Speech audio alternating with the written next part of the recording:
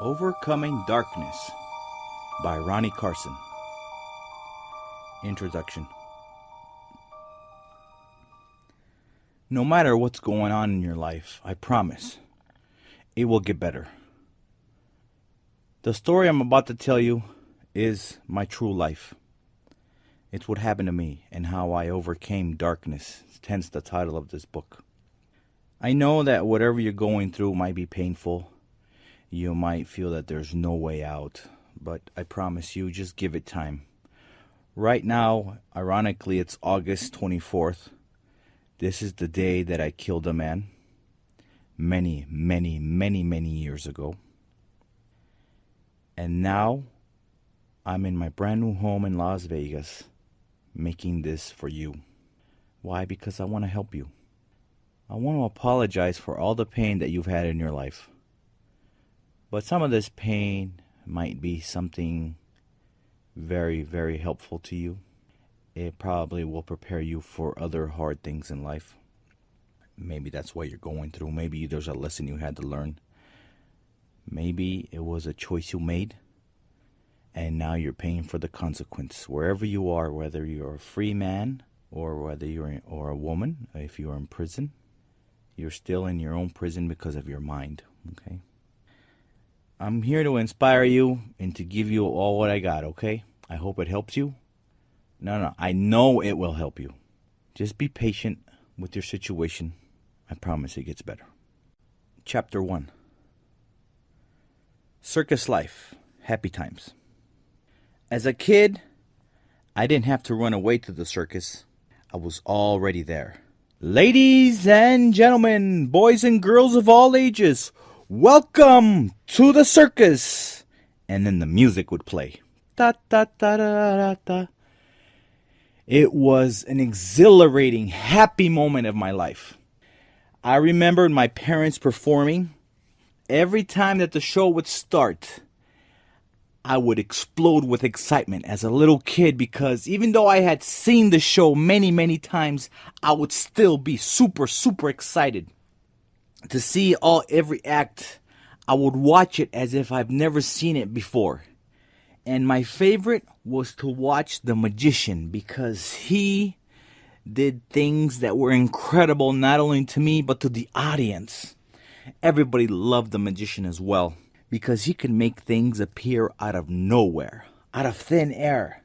He would pull out money. My childhood in the circus was it was hard sometimes because I didn't go to school. I couldn't read and write. It was difficult going to the restroom because I never knew if I was in the men's room or in the women's restroom. Either way, I would find out when somebody was to walk in. I thought everybody traveled every 2 weeks, because that's what we did. I thought it was normal. I thought everyone did that until I got older, discovered that that was not true. Every new town that we would go into, I would say to my mom, "Mom, look at that kid right there," while we're driving into town. "Mom, look at that kid right there. That's my friend." Knowing that I've never met him, but still, I loved everyone. I wanted to meet everyone. I wanted everybody to like me. I wanted everyone to be my friend. And because my parents, depending on what circus we were in, sometimes we didn't have a trailer to live in, so we would have to rent hotel rooms. And that was another whole experience that I had. Traveling and living in hotels. Again, I thought everybody did that. I thought it was normal. Come to find out, it wasn't. So my parents would not hire a babysitter because they did not trust anyone, especially when we were in Brazil, Mexico, and a lot of parts of the United States. But in the circus, it's like a family. So every night while my parents were performing, I would figure a way out how to get to the circus. I would take my brothers and we would start walking. If I had money, we would take a cab. If I had a little bit of money, we would take a bus. And I would ask everyone, "Hey, where's the circus at? How do we get there?" And every single night we would get there and nothing had happened to us, luckily. I don't know how nothing happened to us. I guess God was watching over us because we were three kids walking at night in strange cities in Mexico and Brazil. And I learned to think on my own 2 feet. I learned how to get from one place to another by asking questions. I learned not to be afraid of strangers, even though that's what they teach us in school. Don't talk to strangers. But guess what? I didn't go to school, so I never heard that message. I spoke to everyone. I asked all kinds of questions. And I would make a ton of friends. A ton of friends. I remember a couple of times while the circus show was not playing, I remember throwing myself from the trapeze, climbing the trapeze all the way to the top, not knowing what I was doing, flying across the net, and then throwing myself from 50 feet high, maybe 60, depending on where we were. And I would land. The second time I did it, I almost killed myself because I landed wrong. So I didn't do it again. I never listened to my parents because they were never around to tell me not to do this, not to do that. Right? But so I did it. I did things. I didn't go to school. I had a lot of free time. My favorite thing to watch on TV would be the Kung Fu martial arts movies. And I wanted to do the moves like a Kung Fu guy, and I would make my own nunchucks and my own ninja stars, and I wanted to climb on walls. One time, I tried to create the smoke.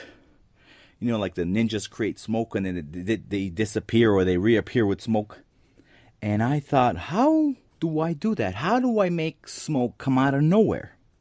I had the ingenious idea, of course, as a kid, to grab an egg, break the top off just big enough to empty the contents, and then I bought baby powder, thinking that that's what that smoke was.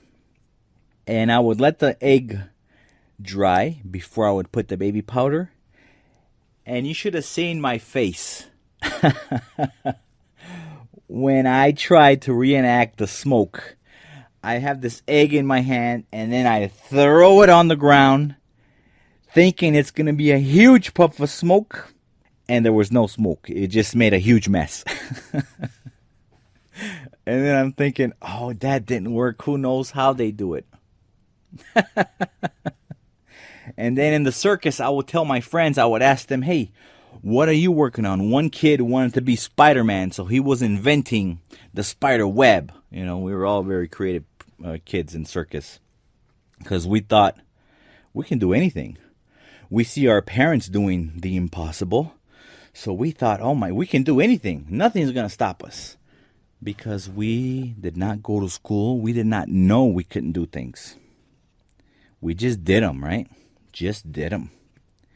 I remember traveling, taking planes. We've taken boats, bus, and trucks. My favorite, when I was a kid, my mom would make my bed on the passenger side on the floor. She would make my bed. She would fold up a blanket and cover the whole bottom, and I would be like a little ball tucked in there. And the rattling of the truck was so hypnotic. That was my favorite thing to do when we were traveling, was to sleep on the floor of the truck bed. To this day, I remember that. It was, I don't even know how to explain it to you, but it was so hypnotic, such a trance. I would have the best sleep ever. And thank goodness, my dad never got into an accident while driving, and I'm there on the bottom. Never. I got super lucky. So what my parents did, I asked my mom. My mom and dad were jugglers. They would juggle, and they had a great show. My mom and dad, I thought, were amazing. My mom spoke 5 languages. My dad spoke 3 languages. And because of that, I also speak 3 languages. I wanted to learn to speak more, but life goes on. I didn't get a chance to. Things get in the way, things happen. But my mom said that in the circus business, the people that made the most money were ones that had more than one act to offer. Not only that, but the people that were animal trainers made the most money. So my mom, with my dad, could juggle, and then they made enough money selling concession to buy one chimpanzee first. They started out with one chimpanzee. His name was Boy. I'll never forget Boy. My parents even taught that chimpanzee, how to take pictures with people. That was another extra income for my parents on the matinee, and in the break time in the middle of the show. People would take a lot of pictures with the chimpanzee, and my mom and dad made a lot of money because they had the act with the chimp and the juggling. They were able to charge more money, and so because of that, we were able to afford to be in a lot of hotels, because the average circus performer doesn't make that much money, to be able to afford to live in a hotel room in each city, in each town. That's why they buy trailers, because then you could stay right there in the circus. It's very convenient for you, and plus it's cheaper. You don't have to pay electricity. The circus pays for electricity. They pay for water, depending on what circus you work at. But I remember that I didn't have guidance, okay? My parents were so busy with their life, working and performing and practicing the animals. My parents taught these monkeys. Then they bought more monkeys. Then they taught these monkeys how to do somersaults, how to do handstands, how to ride bicycles, how to smoke, how to blow its nose. A lot of things like that. But because I didn't have a lot of guidance, I was kind of like a Dennis the Menace, I would do things I shouldn't be doing. I remember one time I set fire to the haystack of the animals. It was 10 by 10. And once my parents found out that I had set fire to the haystack, oh my goodness. I don't remember much what happened. I do remember that I got a good whooping. I don't remember what happened after that, because who knows, I probably passed out because of the whooping. But I do remember picking up every single match that was burnt and showing it to my mom. Look, Mama, look what I found. Thinking that I had learned my lesson. In the circus, I would always want to be on stage. I didn't have an act when I was young. Did not have an act. My parents did not take the time to want to teach me how to have an act. But what my dad wanted me to be was an animal trainer just like him. But I didn't want to be an animal trainer because I was scared of the animals. I have a lot of scars on my body. I have a finger that got bit off once. I have 2 scars, one on both above my eyes, one on each side. When my parents bought the second chimp, we were in Brazil. And they had a cage made out of wood with holes in it, okay? It was a big square box. And in the lock, instead of having a real lock, they had one of those locks that you can open up by hand. So I thought that I could give food to these animals, so I opened the cage up. When I opened the cage up, the second chimp, his name was Mickey. Mickey pushed me to the ground, and with his finger tried to pull out my eyeball. But thank God I was moving so much that he was able to cut my eyebrow. That's how I got one scar. And they ran away in the circus. I don't remember what happened. I don't remember if I went to the hospital. I was really young. I don't even remember. All I remember that we were in Brazil, and it was a square box made out of wood with holes in them. I do remember that. And I was trying to give them oranges. My dad and my mom were making a lot of money. I had all kinds of toys. I had a $600 train set. This is back, I was born in 1974. So to give a kid a $600 train set, you know that my parents had to be making a lot of money. But what happened? They spoiled me with toys. I had all kinds of toys. My favorite was the music albums of the Disney shows. I remember Robin Hood, that was my favorite soundtrack. And I had Superman. I had a lot of albums. So much fun. And I thought that everybody did that too. And you know what? Come to find out, not everybody had that kind of money. But the thing is, my parents, they thought they were going to make crazy money all the time. That they did not invest the money right. They did not invest the money right. My dad was from Brazil. My mom was from Brazil. On my dad's side is German. On my mom's side is Italian. So they clashed a lot. There was a lot of fighting. My dad would, oh my gosh, he would beat up my mom in front of me. It traumatized me, okay? It traumatized me. So every time that they would be arguing, my heart would be pounding. Dum, dum, dum, dum, faster and faster.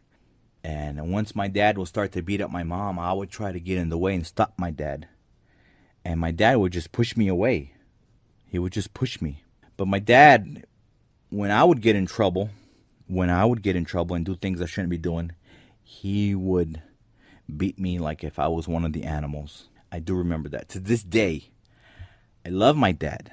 I love him, but every time I see him, though, I cry because it hurts me still. I don't know. I don't talk much to him. I don't talk much to my mom because of everything that happened. But in the circus, it was my fantasy place. It would make me forget about all the problems we had at home, the fact that I didn't go to school. So I would always try to be looking out for a way to be part of the show. I would always think, what could I do to be part of the show? So my thing was, I would make friends with other people that had things that I wanted to do. Like, for example, I would make friends with the sound technician that ran the music for the show for each act. And I would make friends. And eventually, they would let me put the tape in and cue the music up for the next act. And then eventually, I would do it all by myself. Those guys didn't want to do it. They would let me do the whole show. And that happened in a lot of different circuses that we went to. I would make friends with the people, and then they would let me do their work for them. They didn't pay me. I did it because I wanted to do it. It was so much fun to be queuing up the song for the next act and to pay attention and to cue right on time. Then another time I remember I wanted to learn how to do the lights. So I would make friends with the people that ran the lights. And then eventually they would let me run the lights. So before somebody would come on stage, I would shut all the lights off. And then the announcer, the MC would say, and now for the next show. Ta-da! So I would turn the lights right on right when they were walking on stage. And that was super exciting because I felt like I was being part of the show while not having an act, while not being on stage. I felt like I was part of the show. And I did all kinds of different things. I learned how to sell popcorn. My favorite thing was to put the popcorn in the machine and watch this huge machine turn the popcorn and then spit the popcorn out popped. And then put them in bags and then exchanging money for popcorn. Oh my gosh. And then I learned how to make cotton candy. And I would make cotton candy and I would sell the cotton candy. I did it because I had nothing to do and I thought it was fun. And I felt like I was part of the show and I was contributing. And of course, people would give me a couple bucks. No big deal, right? But it was exhilarating for me. As a kid, I felt like I was at the playground. It was my own Disneyland. Looking back, I had such a great childhood. Besides the fact that my dad was, he was violent, and he beat my mom up. I still remember the best times of my life because I try to forget everything negative. I forget everything negative, and to this day, it affects me. It affects me because now I'm married and my wife asks me what I did yesterday and I don't remember what I did because I always try to forget everything I do. I guess as a kid, it traumatized me. But I remember the happy moments. I remember the people I would meet, the kids that I made friends with, the towns we would go in. I remember playing with snow up in New York. I think we were with the Ringling Brothers. Oh my gosh. I had the most incredible childhood. I didn't go to school, remember? So I could explore. My mind was open to any possibilities. So I made friends with one kid. We were in the circus in Mexico, and it was the King Kong show. It was called the King Kong show because at the very end, King Kong would come out. They would reenact the King Kong episode where King Kong grabs the girl. We will reenact that episode. So there was this one kid. He had a costume, and it would cover his whole body, and he was a native. So it's part of the little, ambience of that time where King Kong was. So he would let me dress up and go on stage. Mind you, there was nothing to talk. There was no lines for these people. I just saw what they did and I copied what they did so that he would lend me his suit. I loved it. I loved it. I loved going on stage. So I remember I hid the costume from him, and I told him that somebody stole it. I don't know why I did that. I guess because I really liked being on stage and I wanted to do it again. In hindsight, thinking back, I should have bought a costume for me. I should have asked him to make me one. But I don't know why I didn't think about buying a costume or ask him to make me one. I don't know why I did that.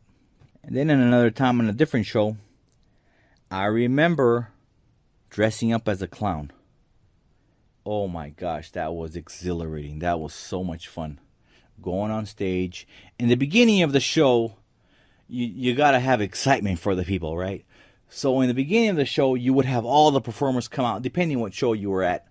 And they would do the music would be playing, and you would walk on stage and waving at the people. Or you would do that at the very end of the show. Either way, I loved it. I loved it.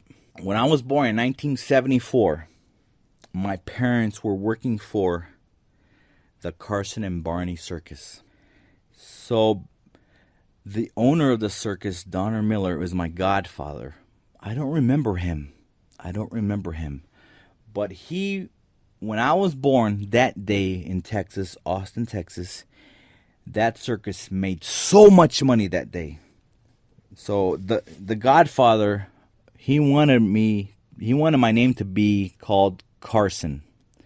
But my dad didn't want that to be my first name. So he made that my middle name. So what you're getting now is Ronnie Carson. That's my performer name. I'll tell you why later. That is the name that I use for the stage. But so I grew up in the circus, right? I didn't have to run away to the circus. I was already there. I did so many things. I made so many friends. That was the most exciting part. Meeting people. And then I started to make friends with the magicians of each show we would go to. Because I thought that I wanted to be a magician. I bugged my parents and asked them to buy me a magician set. And I would learn to do the tricks. And I would learn, and I was really good at it. So my parents were thinking, oh, one day he's going to be a magician. But it never happened like that for me. It never happened. I never got a chance to have an act while I was young. Never. It happened later on when I was older. When I was older, my parents broke up. We were living in Las Vegas. And my mom got involved with another guy. His name was Johnny. And Johnny was a foot juggler. I think I was like maybe 12 years old maybe. And he was living in a trailer in Las Vegas at a trailer park. And Johnny was super smart. But he was, guess what, an alcoholic. He drank a lot. He was an alcoholic. So to this day, I don't drink, smoke, I don't do drugs. I've never been drunk because everything that has happened to my life is because someone else doing drugs or alcohol. So I don't do drugs or alcohol. So Johnny had these 3 kids. And he thought he could make money by teaching us to be performers like him, a foot juggler. So because I was the oldest, I was the bottom man. And what I did was I would practice with a pillow on my feet. I'm laying on my back, my feet are up in the air, and I would juggle the pillow. But Johnny saw that I liked doing that. So eventually, Johnny made me a special chair to where I would lay on my back still, but now I was at an angle. I had a lot of back support, and now my feet were higher up in the air, and it was easier to maneuver. So I went from a pillow, then I started juggling a 2x4, that was 5 feet long, and I did that for a long time. But every day, Johnny would make us do push-ups and squats and run in place and jumping jacks every day for an hour. All my brothers and I, my 2 younger brothers. By the time I hit PE, I could do 50 push-ups in 1 minute. That's how in great shape I was when I was about 12, 13 years old. My brothers were in great shape, except my little brother. He was always chunky. So my middle brother's name is Robin. He was an amazing performer. He still is. He's still doing the Globe of Death now that we're older. But back then, when I was a teenager, I would juggle him on my feet. And he was solid. He was the right size. He was always sturdy when he needed to be sturdy so that I can juggle him on my feet. My little brother, though, because he was tiny and he didn't have that much muscle, it was harder for me to manipulate him, to juggle him. But we still did it. Because we were still in the mentality of, I want to be a performer, I want to be on stage. We agreed to do what Johnny did. But at the same time, Johnny would also abuse us. But he would abuse my mom more. I would hear them fighting, and one time he slapped her, not as bad as my dad, but still my heart would be pounding because we would be in a little trailer. We would sleep on the front of the trailer, on the floor, on the couch, and they would sleep in the back until eventually we got a bigger trailer, a mobile home with more rooms where everybody had their room. But still, Johnny would drink, it seemed like a gallon of whiskey a day. He was super pleasant when he was sober. But when he was drunk, I learned to like him, but it was still hard to deal with his attitude, his violence, I don't know, he was like my dad, but not as bad as my dad. So I remember my dad bothering my mom after they broke up and divorced and everything. And Johnny was a handyman, so Johnny had a lot of tools. I remember Johnny grabbing a crescent wrench about 10 inches long, and we went to go see my dad. My dad had his trailer. My dad was living in a camper. So Johnny hit my dad over the head. It was a huge fight, but as soon as Johnny hit my dad over the head, it was done. No more fighting. My dad left my mom alone. But I remember Johnny fighting with my mom and pulling her hair out. She still has a chunk of on her head, a chunk that's missing hair. So I really started to dislike Johnny because of that. But at the same time, he taught me how to juggle with my feet. He taught me how to be a man. He taught me how to use tools, how to make things with my hands. He was very super handy. And we were on welfare. A couple times, my mom got into huge fights with Johnny where they both got arrested. And then we would have to go to Child Haven, my brothers and I. I was a really good kid, so they treated me very well at Child Haven. I remember getting the highest percentage points out of a kid. The highest was 100 points.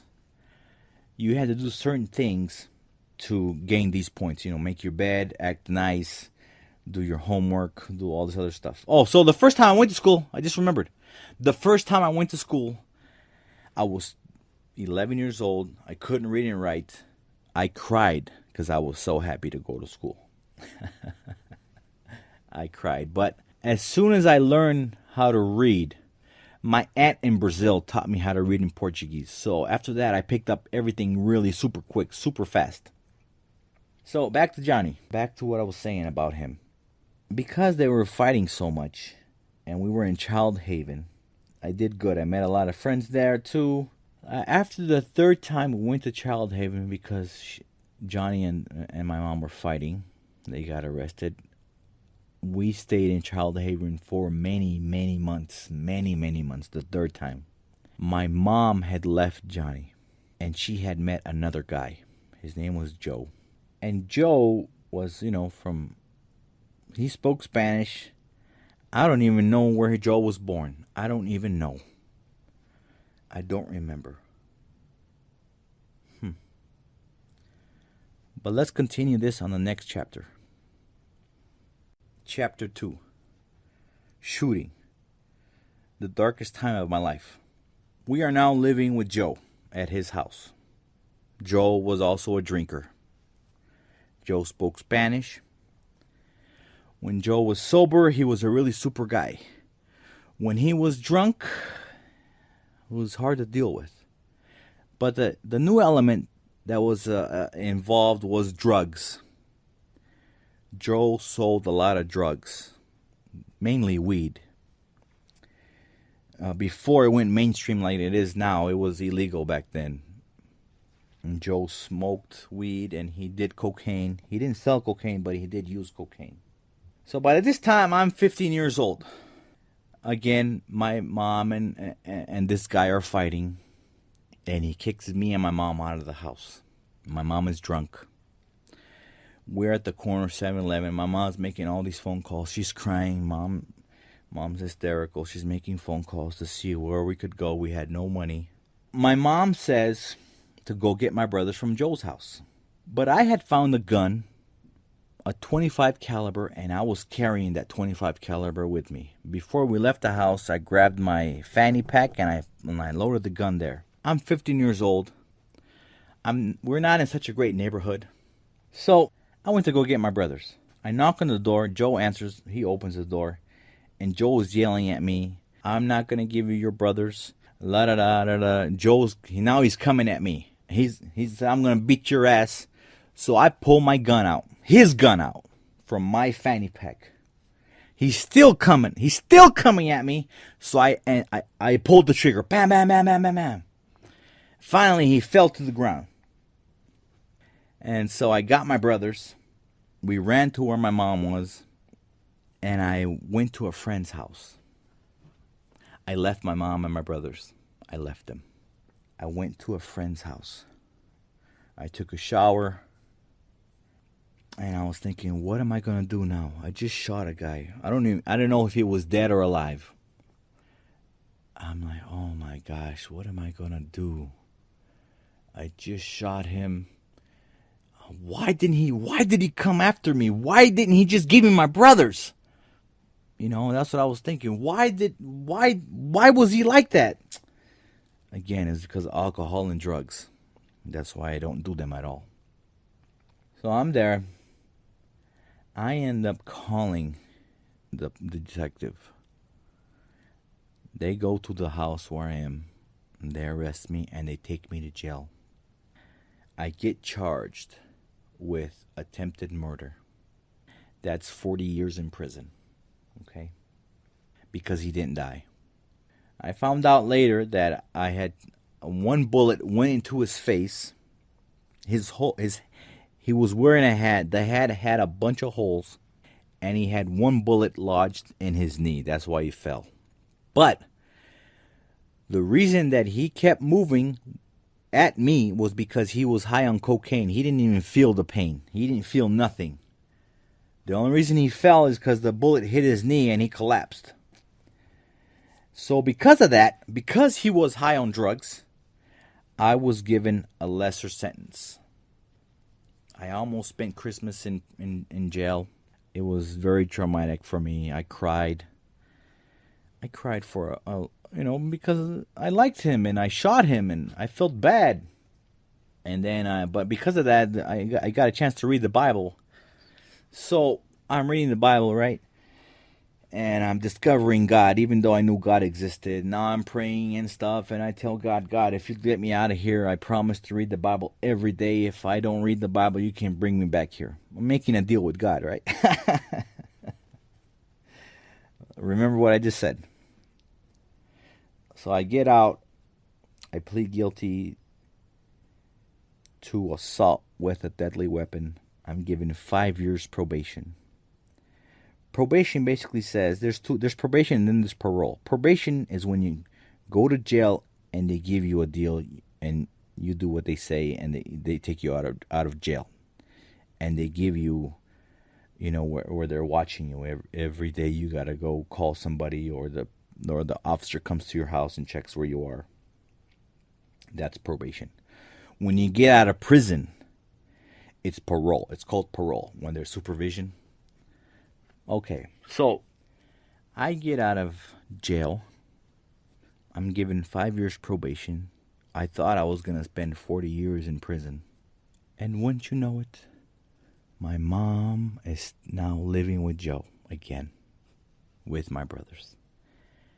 And I have to live with her and Joe. I don't know why. I was 15 years old. I don't know why I just didn't leave. Why I just didn't run away from home and go somewhere and travel. I spoke 3 languages. I was going to school. My brothers and I, we could perform, but we never got a chance to go on stage until we would practice every day the foot juggling still. We still practice that every day. Every day. Now I'm 17 years old. Okay? Joe bought a .45 caliber, and he had it with him all the time. .45 caliber. I don't know. I'm sleeping in my room. I heard a loud bang. I run to the living room. Joe had shot at my mom with the .45 caliber. My mom is drunk. He's drunk. I grabbed the gun from his hand, and I could see the bullet hole on the wall. It was a hollow point. So if that .45 caliber hollow point was to hit anything, they would die, for sure. And you know what? I was so scared of calling the police because I didn't want to go to jail. I didn't want to have to explain myself because that whole thing was traumatizing for me. I should have called the police right there and then. I don't know why I didn't. I just didn't do it. I just didn't come into my head to call the police. That would have been the smart thing to do, right? I didn't do that. When my mom was sober and he was sober, we decided that we were going to leave to Mexico. My mom, my younger brothers, and myself leave to Mexico. We had an Airstream, we had a truck, we left. I thought my mom had left Joe, It's done, it's over. Because he shot at her. In the meantime, I'm still on probation. I leave the country. I leave the United States to go to Mexico. I don't tell my probation officer. I don't say anything. So now we're at a friend's house in Baja California, and I have my special chair. Meantime, I never juggled in front of people with my brothers, never. So this friend of ours, he wasn't part of the circus in the past, and he can make costumes. So he made myself and my younger brothers costumes, and he would take us to little venues to do foot juggling, so that we could get used to the feeling of being in front of people, performing, do the act. We put about a 10-minute show together, juggling, and then the costumes, wearing these costumes. And then eventually we went to bigger and bigger venues. Then my mom had the idea in a circus to create RoboCop. We went to California, we bought the costume for RoboCop, and I started to be RoboCop. I would put the costume on. My mom put a little production together about RoboCop. Now we're making $500 a day. We're making a lot of money. Not only do we do the foot juggling, but we're doing RoboCop. And this is where I met my first girlfriend, my first official girlfriend. I had a wonderful time there too. Wonderful time in the circus. I'm going to radio interviews, because we got to promote the show. I speak Spanish and I speak English.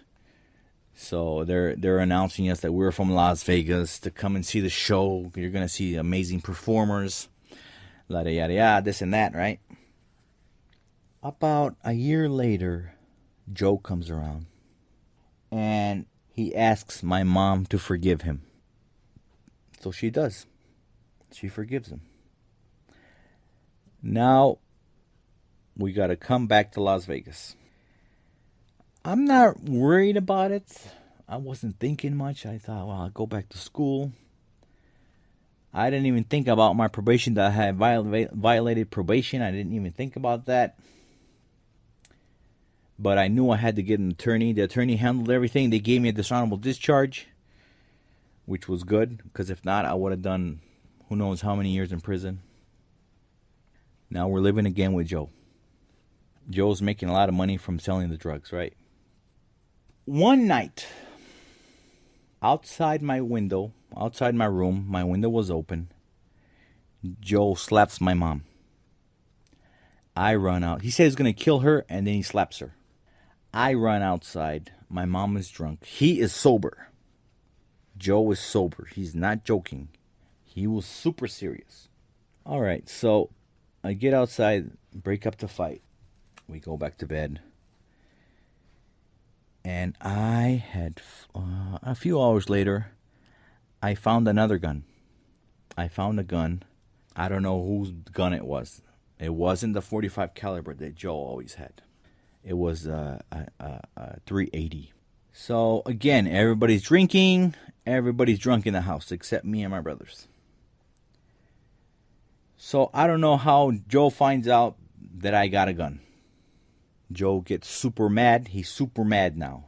But I only got a gun because I couldn't find the .45 caliber, because I knew it would be on him. I knew that gun would be. I don't know why we didn't leave. I don't understand why in my head. Now that I look back, I don't understand why we just didn't leave. I don't understand why that didn't happen. Why I just didn't get up and leave. And because everybody was drunk. So, and I didn't have any money. So Joe finds out I have a gun. He's yelling at, he's screaming, he's going crazy. My mom comes into my room and says, "Give me the gun." I said, "No, Mom, I'll give it to him. Don't worry. I'll go give it to him. I'll give him the gun." But I'm so scared. I'm already so scared. I don't even have my shirt on. I'm so scared. I'm shaking. I come out of the room. I go to the living room. Joe sees me and jumps towards me and reaches for his gun. When I saw him do that, I immediately pulled the gun to his head and started pulling the trigger. Bam, bam, bam, bam, bam. He fell. The bodyguard that was there grabbed my hand. He tackled me down, pulled the gun out of my hand. I ran outside the door. No shoes, no shirt. The bodyguard is running after me. I thought I heard 2 shots because I think he was trying to shoot me.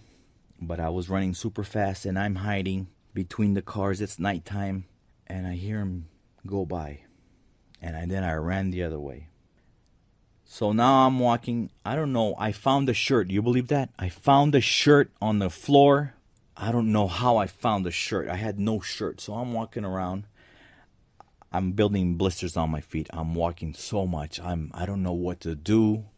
I don't know. I'm crying. I'm 17 now, right? So I'm super nervous, confused, and scared.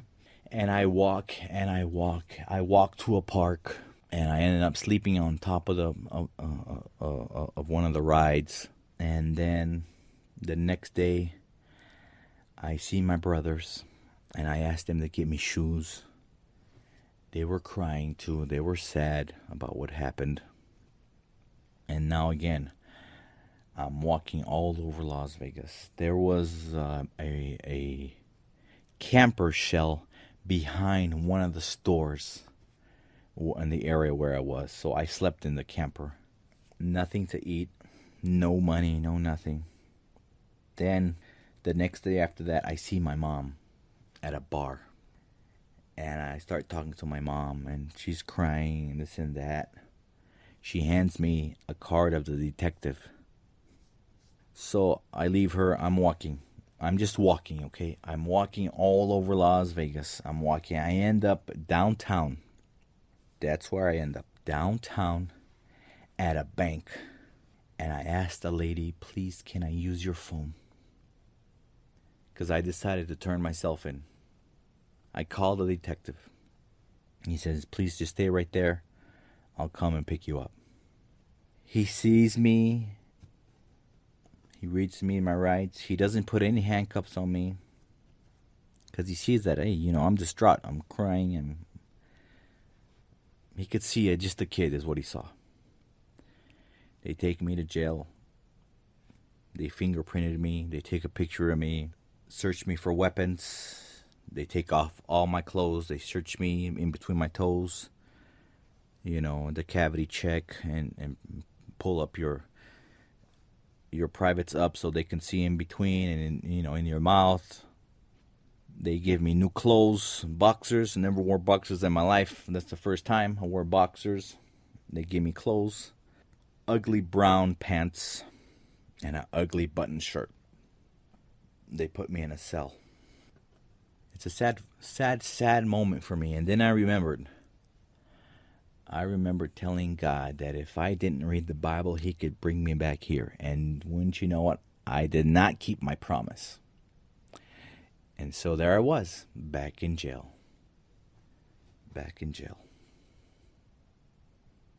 All right, I want you to move on to the next chapter.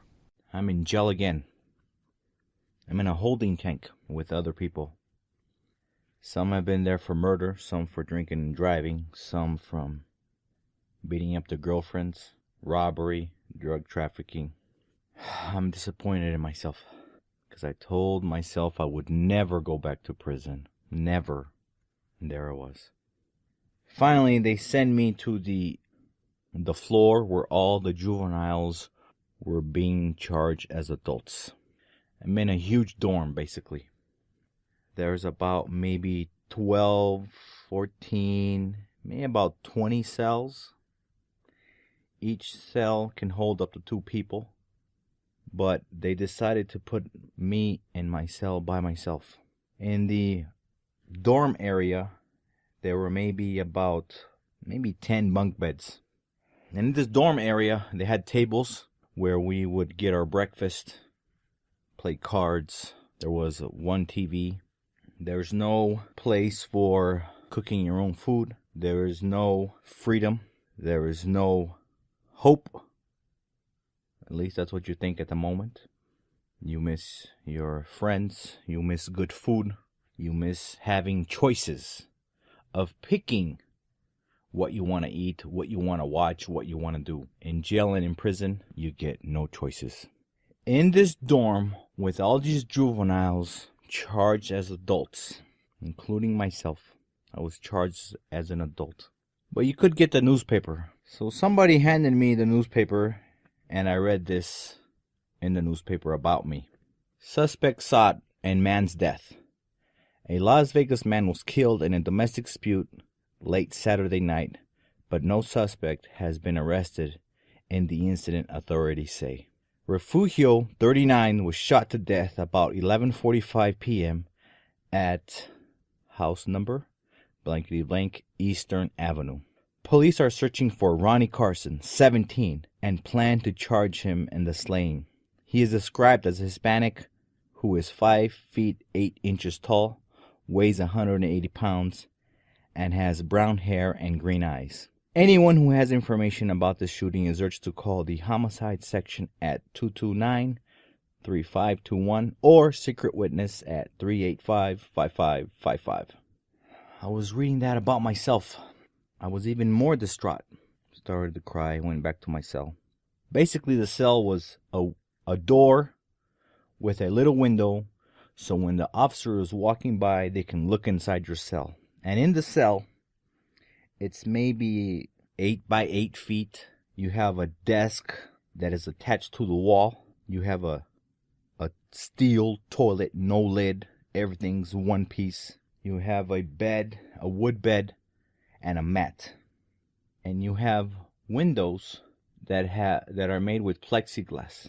Depending on what side of the building you were in, you could see outside. You could see the street. I'm there thinking about my situation, feeling bad for myself. Why did it happen? Why did it happen? Why? Why did it happen? I was really mad at myself this time. Really mad. I was disappointed. I was sad. I was thinking about my brothers, what they saw. I was thinking about my mom, what she was going through. It's very sad for me. Very, very, very sad. The food is served 3 times a day. Breakfast, lunch, and dinner. And it's always at a set schedule. The next day, I get up to eat breakfast. If I remember correctly, it was French toast day. 2 pieces of French toast, a piece of sausage, scrambled egg, and a carton of milk. I didn't want to eat it. I was so disappointed. I didn't eat. I'm back in my cell. Lunchtime comes around. You got the trays at the table, and it's bologna sandwich. Gave that away too. It was terrible. Cheap cheese. I did eat the cookie though. There was a cookie there, vanilla. And I drank some tea. Back to the cell. Then we could go out of our cells at a certain time and watch TV. They would play a movie once a day at nighttime. All the inmates got together to watch TV, watch the movie. Sometimes they would play 2 movies a day. I got to meet the other guys that were there. One guy in particularly stands in my mind. He got high on a shrimp stick. Basically, shrimp stick, from what I understand, what he told me is a marijuana cigarette dipped in embalming fluid. I guess when you smoke that, it makes you lose your mind. He shot his mom and he shot his sister. I think his sister died. But when he came to, he didn't know what had happened. When he found out what he did, he was also distraught because he was on drugs. If he hadn't been on drugs, nothing would have happened. Just like in my case. If the guy that I killed hadn't been on drugs or alcohol, nothing would have happened. So that's why I'm against getting high in any way, shape, or form. Except the natural way, from working out. And I got to meet another kid. It was a mixture of races. White, Hispanic, African Americans. And everybody had a great personality. And I was one of them. We all had different things. We've all did different things. We all took different choices. And now we're paying for the choices. There was a kid there. He robbed a pizza man with a .22 caliber, shot the guy, and the guy died.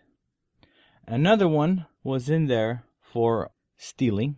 Another one had been accused of burning down somebody's house and people dying in the house.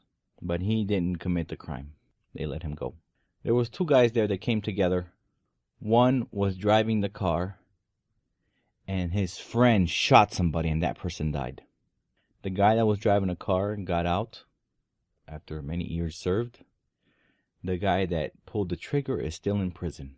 So I felt alone, but at the same time, I felt that there was people that I could relate to. Even though we were all locked up.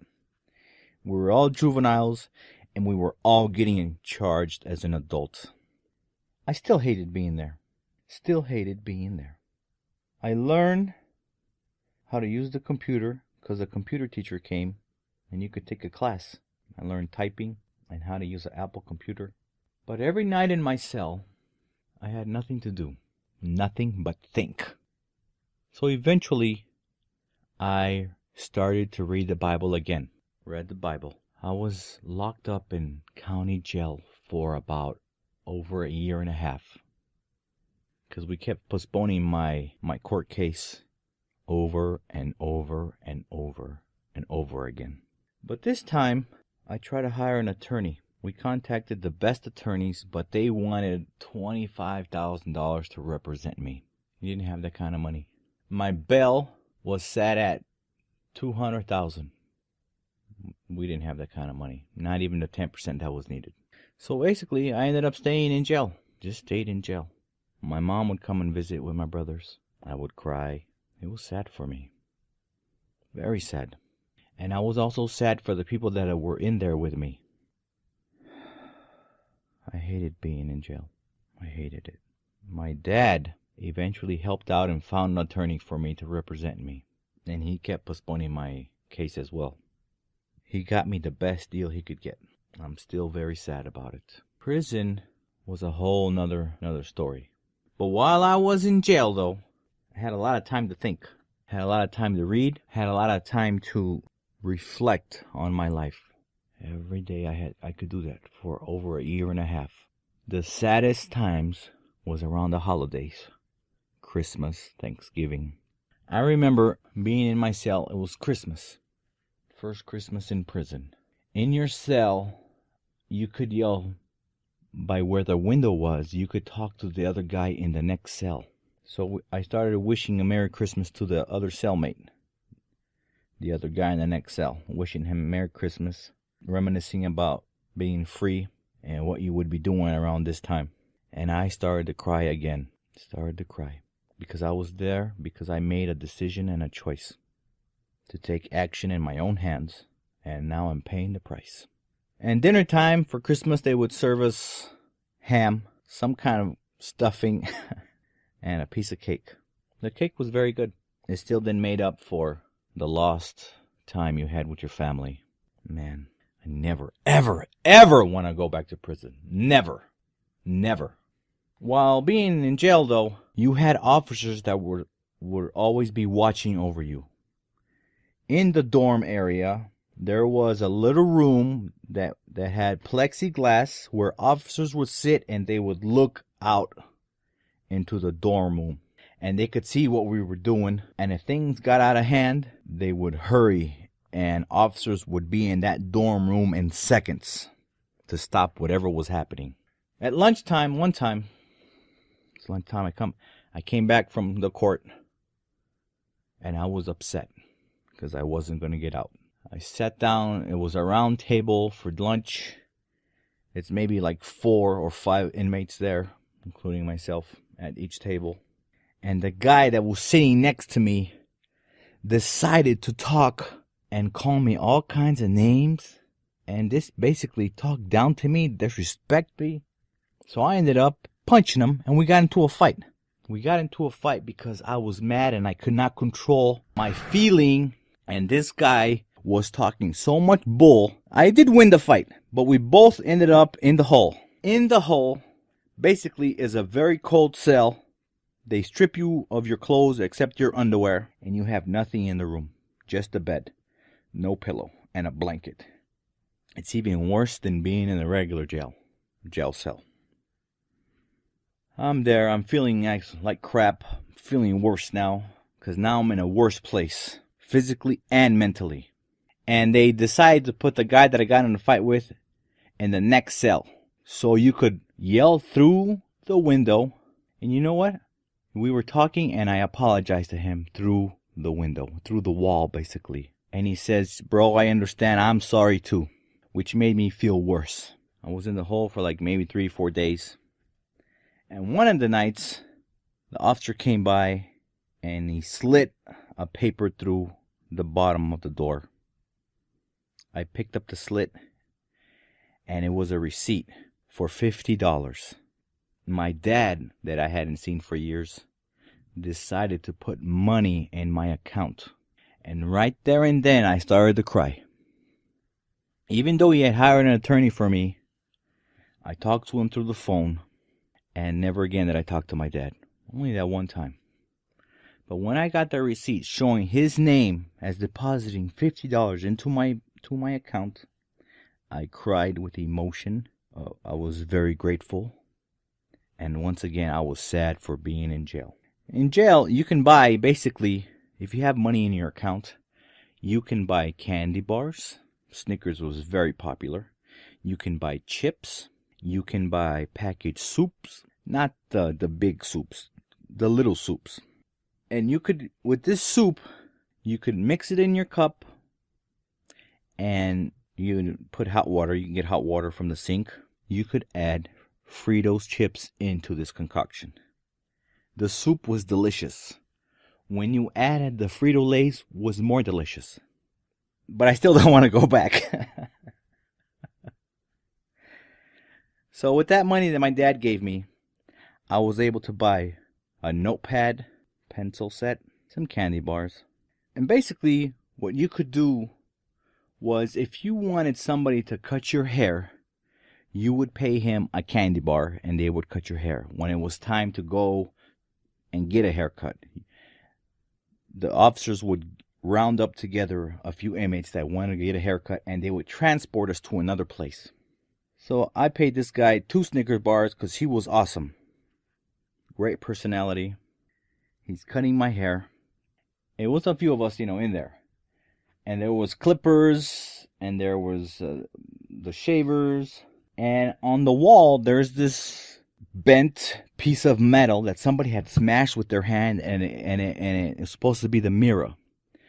So one guy grabs the clippers, and he's going to cut his own hair.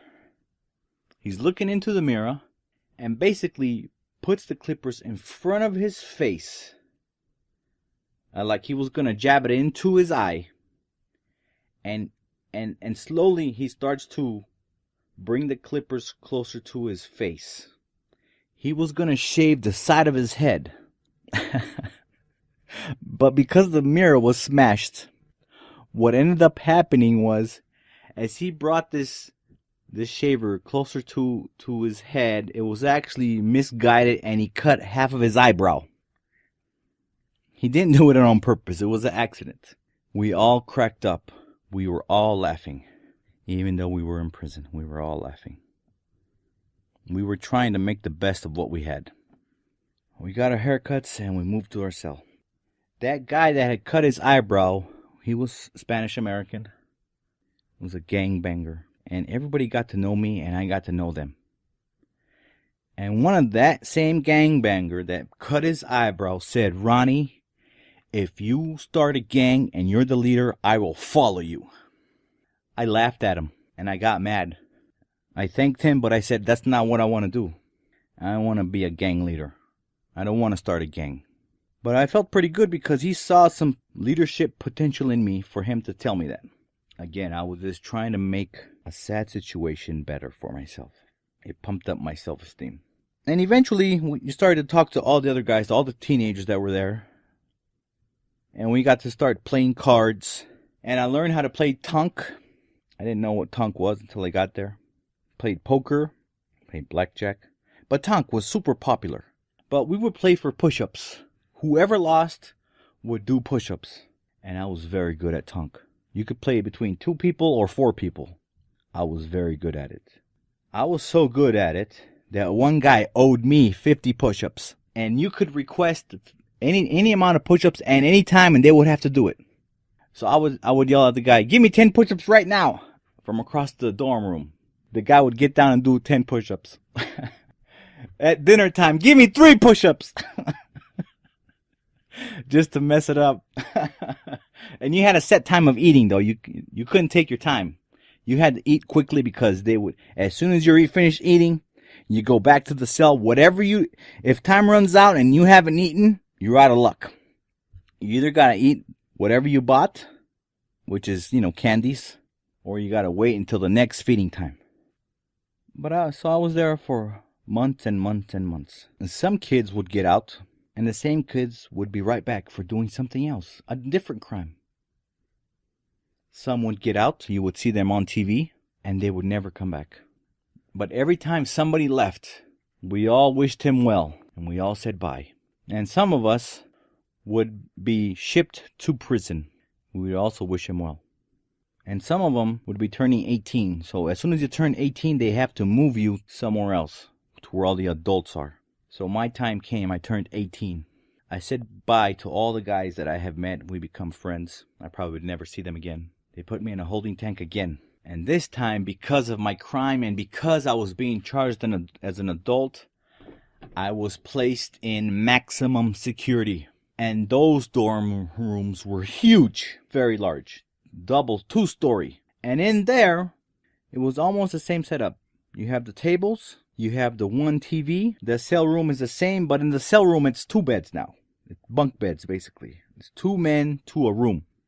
Sometimes you could request to have a cellmate that you knew. You guys could hang together. But most of the time, you didn't know who they were going to put in your room. One time, a family friend went to jail, and I requested for him to be put in my cell. He had been accused of stealing money. And I said, "It's stealing money? That's not that serious. Why they have you in maximum security?" He didn't tell me. But eventually he got out. because they found out that he hadn't did anything. He didn't steal no money. They accused him, but luckily they let him out. Found him not guilty. But in this maximum security area, I got to meet murderers, bank robbers, more gang members, and I found out the same thing as I did while I was at the juveniles. Once you get to know these guys, it's cool, but you can't mess around as much as I could while in the juvenile area. You couldn't make jokes, because there, when the fights broke down, they were super serious. Guys would be throwing chairs. They would make a homemade knife out of the toothbrush. I never saw anybody get stabbed while in jail, but I did get to see amazing fights. So on my birthday, you were there for a while, many months with the same people. You get to know them. They like you. You like them. You respect them, and they respect you. So for my birthday, 19th birthday, guys would draw super incredible designs and write a little and make basically a makeshift card and put a nice information. Hey, wish you a happy birthday, your pal, so and so. And a lot of people would sign it to make you feel a little bit better. Try not to lose your humanity, because prison and jail can make you lose your humanity. So talking to some gang members, bank robbers, drug dealers, straight up pimps, I told every single one of them, hey, you know what? I don't smoke weed. I'm thinking about smoking weed. Should I try it? It must have been like maybe 50 people that I spoke to. And the most amazing thing came out of these guys that shocked me. They told me, Ronnie, don't do it, man. Don't do it. Every single person told me, Ronnie, don't do it. Because that's why I'm here. I'm here because I was always searching for that high. I needed money for that. That's why I would sell girls. Others would sell drugs. Others would rob banks. Others would rob people. Others were burglars. And every single guy that told me that I asked, hey, should I try smoking weed? Every one of them said, don't do it.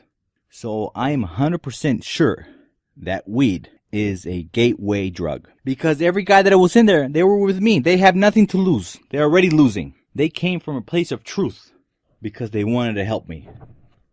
They had nothing to lose. That's why they told me the truth.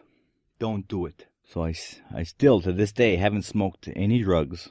Never been drunk. I don't drink. And I don't smoke. Because what if I like it? What if I try it once and I like it? I don't want to go back to prison. Because I would probably be doing things I shouldn't be doing because I need money to get high. To feel that feeling. So I don't want to be part of that. Some of these guys that were in there, same scenario. Some of them got out. We wished them well. And some of them would get out and come right back. Because they didn't know how to adapt to a decent life. They didn't know what they had to do to make money, to have a decent life, to get an apartment, to get a car. They would be so desperate that they would have to go back to committing a crime. Because once you're in jail and prison, they feed you. You have a place to sleep. You have air-conditioned units when it's hot. And you have heaters when it's cold. And you have a restroom. Prison for some people is good. I am going to say this, though. That a large percentage, I think our system of prison and jail works pretty good. I'm going to say 99.8% of the people belong in prison and in jail. Out of that 99.8%, maybe 4% to 5% were given too much time for what they did. So whoever is there is supposed to be there. And maybe a 0.02% are really innocent. Even though the system is not perfect, it's keeping a lot of people that are desperate out of the streets. People that would absolutely not care for somebody else and hurting that person. Absolutely commit a crime so that they can make ends meet, whether it is to buy drugs or alcohol or anything else. See, with the lack of money, when people have no money, you see the worst in humanity. You see the worst of them. But people that have money, a bigger percentage, you'll see the best of them. Of course, there's a small percentage that let money get to their head and they start doing drugs and who knows what else. They lose their minds. I'm not talking about those. I'm talking about the people that have money and the people that have no money, of what you get to see. So I'm in jail, maximum security. I hated being there. The shower, basically the curtain was cut in half, so police officers, they could see your legs when they were walking by the shower. Everybody could look at you, everyone. And they gave you these really tiny, skinny towels. So because of that skinny towel, I learned to squeegee myself first. Squeegee myself to get all the water out as much as possible off my body so that I could use that towel to dry myself. To this day, I squeegee myself. Because it works. It works. Being in jail, it makes you very creative. You can make shelves out of toilet paper and toothpaste. Toothpaste is an excellent adhesive. Excellent adhesive. You can glue pictures on the wall. You can make a little shelf. And you can do a lot of things. I choose not to think about all the things you can do. So let's fast forward. My attorney got me a deal. So every time you would go to court, in the morning, officers would call inmates' names. They called my name. And they would line us up. And they would put chain shackles on our feet and shackles on our hands. Basically, it was a belt made out of chain. And on the side of the chain, on the side of your body, where your hands, normally are, there would be a chain coming out of the belt that's made out of chain with a handcuff. Basically, you would walk terrible, and you would walk slow, but you would walk. And there was a tunnel system that they had constructed underneath the jail. You could go into these tunnels that would take you to the courthouse, and you would walk shackled up into the courtroom. And you would do just like in the movies. Everyone rise when the judge would walk in, and you would sit down when he sat down. Every single time that I went to court, my heart was always pounding. Because here, my life, everything I was as a person, was being judged. And I could be given many, many years in prison. Many years in prison. On the day of my sentencing, I pleaded guilty to voluntary manslaughter. Basically, voluntary manslaughter, my attorney explained it to me, was like you were driving a car and you killed someone. That's what voluntary manslaughter is. Or, let's say you came home and your spouse was having sex with somebody else and you lose your mind. That's voluntary manslaughter. I was given 8 years. But you had two different times where you had to go to court. One was for pleading guilty to the deal, and the other court date was for your sentencing. While I was signing my papers, because I pleaded guilty, I'm all in shackles. The attorney handed me a pen so that I could sign my name on these papers. In that moment, when I'm signing my life away, literally, I lost my train of thought. I couldn't think. I started yelling and screaming and cussing the guy out that I shot. I couldn't control myself. I was out of my head. I was out. I lost it. I went into a panic attack. Because I was literally signing my death sentence, even though it wasn't death. I was signing my life away because I had agreed to go to prison. And I really hated that. A few weeks later, I'm going to sentencing. I pleaded guilty, right? I was basically given 8 years for committing the crime, or should I say voluntary manslaughter. And I was given another 8 years because I used the gun. So basically, I was given 16 years. So what they did was, because they saw that my situation and how everything happened, they agreed to basically fold my sentence in half and basically run it one on top of each other. So it was 8 years. So when I get back to my cell, there was a newspaper article about me the next day. Here's the article. Update. Teen serving sentence. A Las Vegas teenager pleaded guilty in February to fatally shooting his stepfather and now is serving 16 years prison sentence at the Southern Desert Correctional Center in Indian Springs. Ronnie Carson was 17 when he killed 39-year-old Refugio during a domestic dispute in August of 1991 at house number blankly blank Northeastern Avenue. District Judge Jeffrey Sobel sentenced Ronnie, now 19, on April 2nd to 8 years for voluntary manslaughter and a consecutive 8-year sentence for using a deadly weapon. Sobel credited the defendant for the year and 8 months he had spent in custody, and Department of Prison spokesman Glenn blankety blank said that Mr. Carson could qualify for parole on his first sentence within a few months.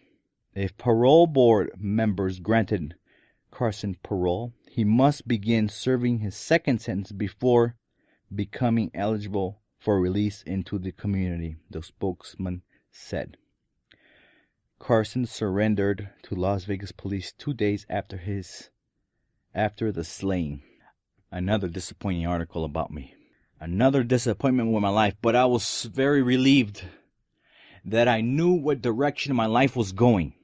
I was very relieved because when you are in prison, when you are in jail, you don't know what's going to happen to you. The stress comes from not knowing what's going to happen to you. But here, I knew what was going to happen.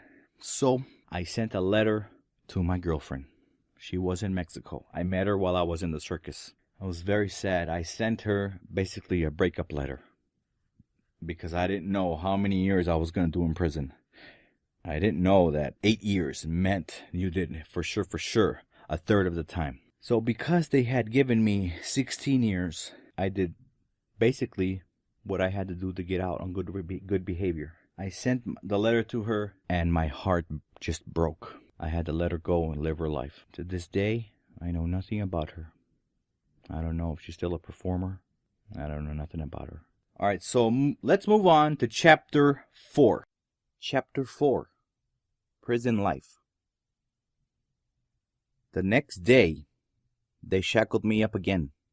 But now we're going outside, and we're going into a van.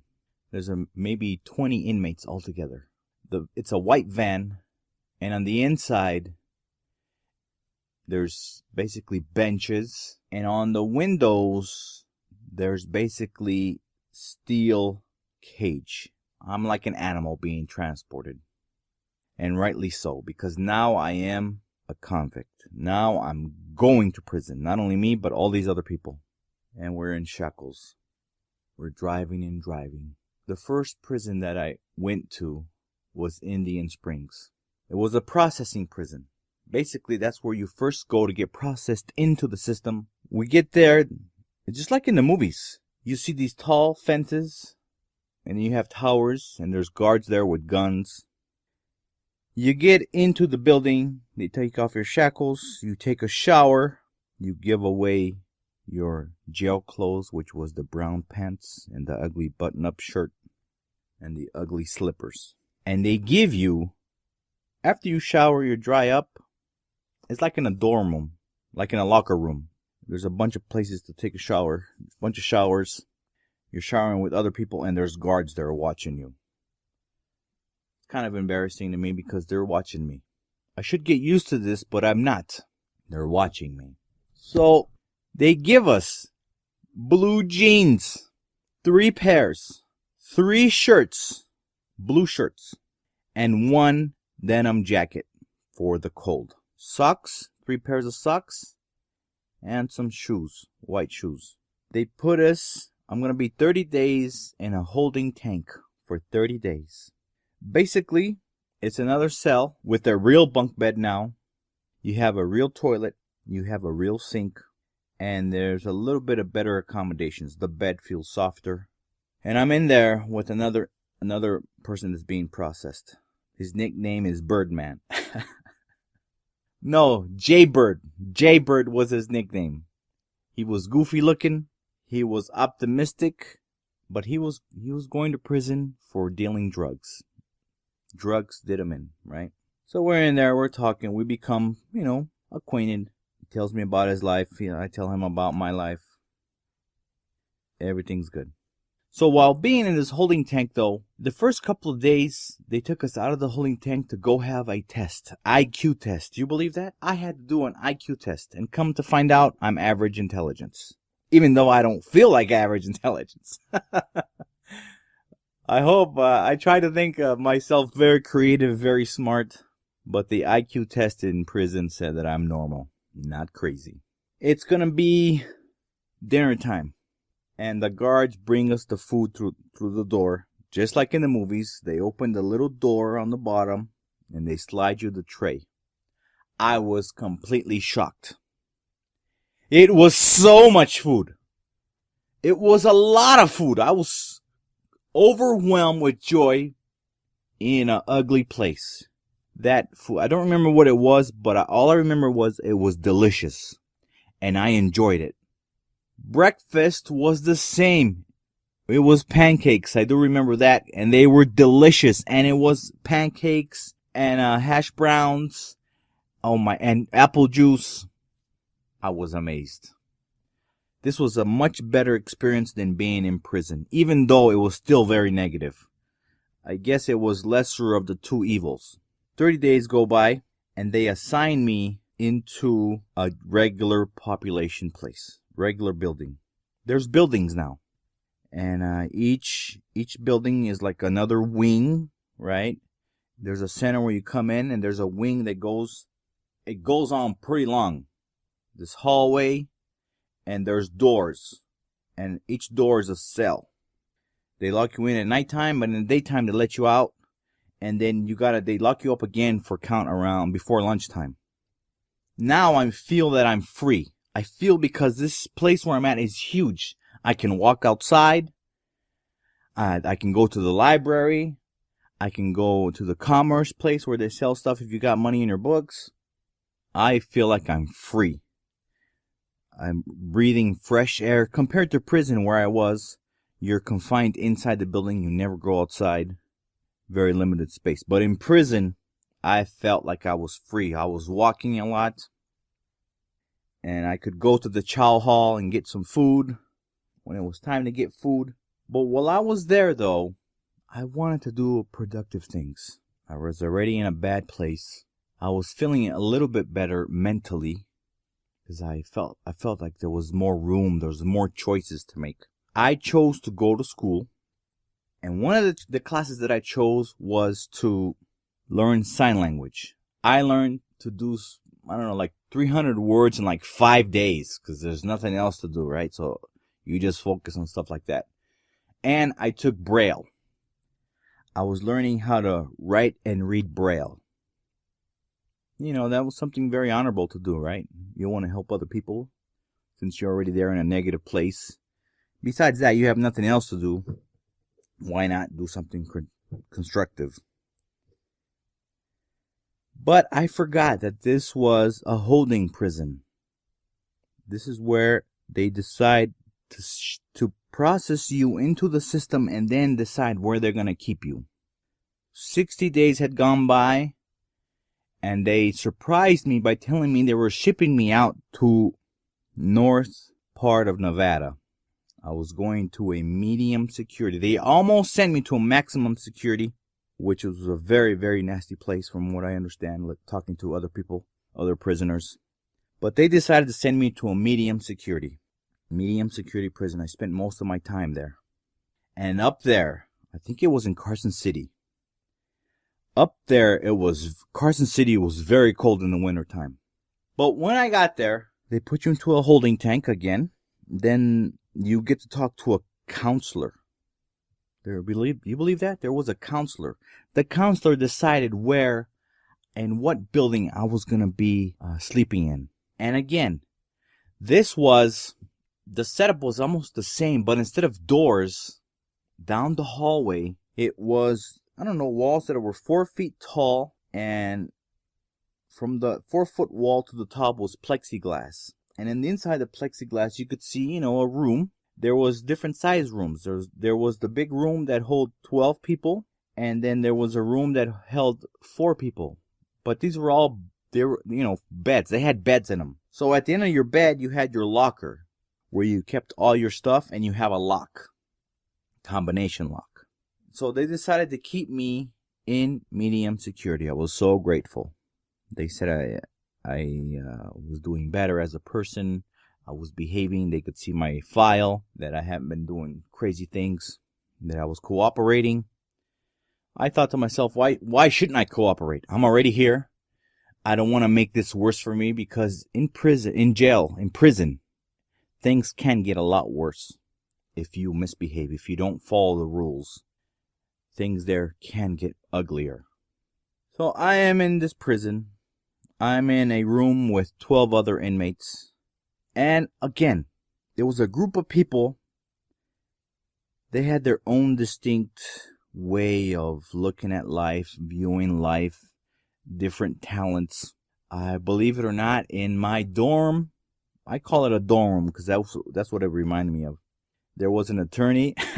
he did some things he shouldn't have been doing. There was a rapper. There was some bank robbers. There was murderers. But mainly it was more like people that were stealing and drugs. I got lucky because I was behaving and they let me stay there. But if I was misbehaving, they would have sent me straight to maximum security, and that would have been really bad for me. But while at this prison, believe it or not, I learned how to play tennis. There was some tennis courts, and I would play tennis all day long. All day long because I didn't go to school. I didn't choose to get a job. So this is the first couple of weeks. I'm in there. I'm playing tennis. And I'm getting really good at it. I've never played tennis before in my life until I got to prison. And it was a fun game. And I became really good at it because I played tennis every day and just focused on tennis. I got a racket that you could borrow and a couple of balls. And I got really good at it. It was so much fun. Then I got to learn how to play handball.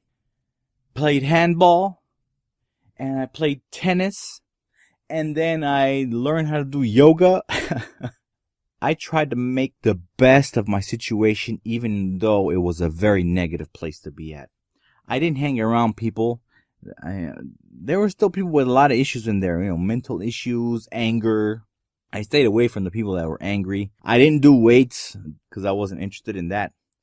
But eventually, I was told I had to go to school or get a job. So I chose to continue my schooling. I got a Pell Grant, believe it or not. No, excuse me. I got that after. I had to get my GED. So I enrolled into a class to get my GED. So in prison, basically, there's time for everything. There's times for lunch, time for breakfast, time for dinner. It's a set time. And it was your job to go and get breakfast. They wouldn't bring it to you. You had to go to the chow hall. Basically, it was just like in the movies. You're in a line. You get a tray. And you get to tell them what food you want. And it was a lot of food. It wasn't like little servings. It was the servings were huge. I learned to enjoy grapefruit for breakfast. Everybody hated the grapefruit, so I would get everybody's grapefruit and I would make grapefruit juice. I loved it. To this day, I still like it. I felt that it was a healthy drink, very healthy. And it was up to you to go. When it was time to go eat, you had to be up. Your bed had to be made, though. If your bed wasn't made, you would get a ride up and you might go to the hole. Prison, I hated it. I hated it more because now I lived further away from my family, my mom and my two brothers. They could not visit me. I lived too far away from them. It wasn't easy for them to get to me, so they just never came. I got a letter every now and then.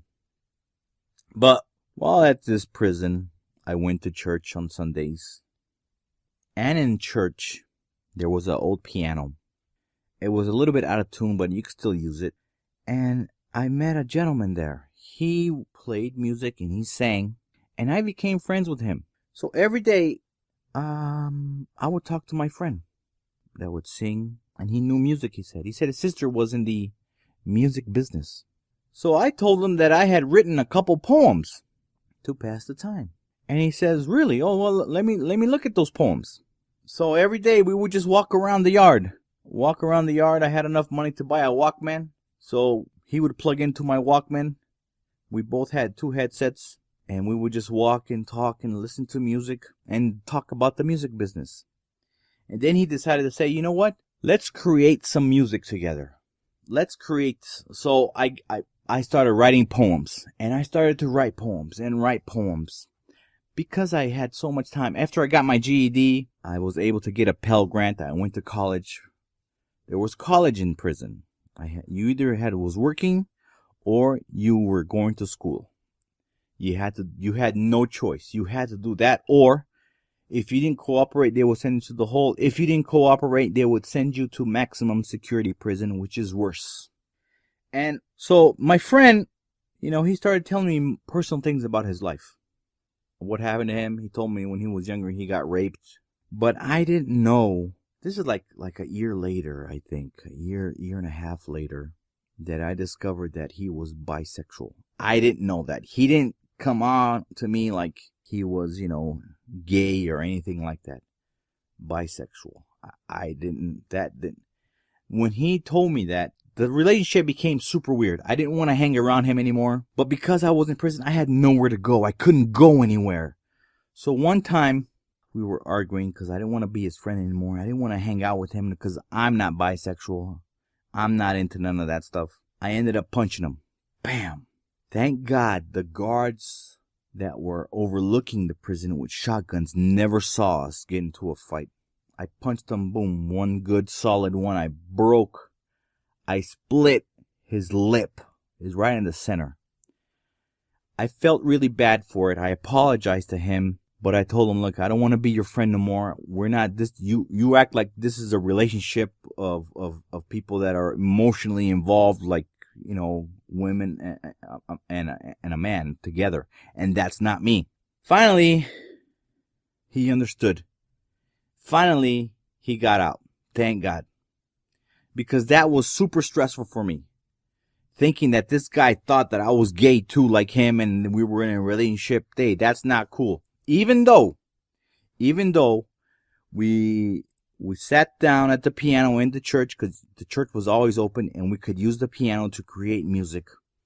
We created, I don't know, maybe like 12 songs, 14 songs. Because I thought my idea was, when I get out, I'm going to do music. That is what's going to happen when I get out. It was my dream, my name was going to be Ronnie E. To become an entertainer like that, singing and inspiring people and talking to people about God and stuff like that, right? Through music. But it was going to be contemporary music. And in the contemporary music, I was going to slip in, talk a little bit about God to people. Because I feel like believing in something else gives you hope. I happen to believe in God, right? I'm not pushing that on you, but it helped me. He got me through that hard situation in prison. So in prison, again, there's a line you can stand in, and you can buy food.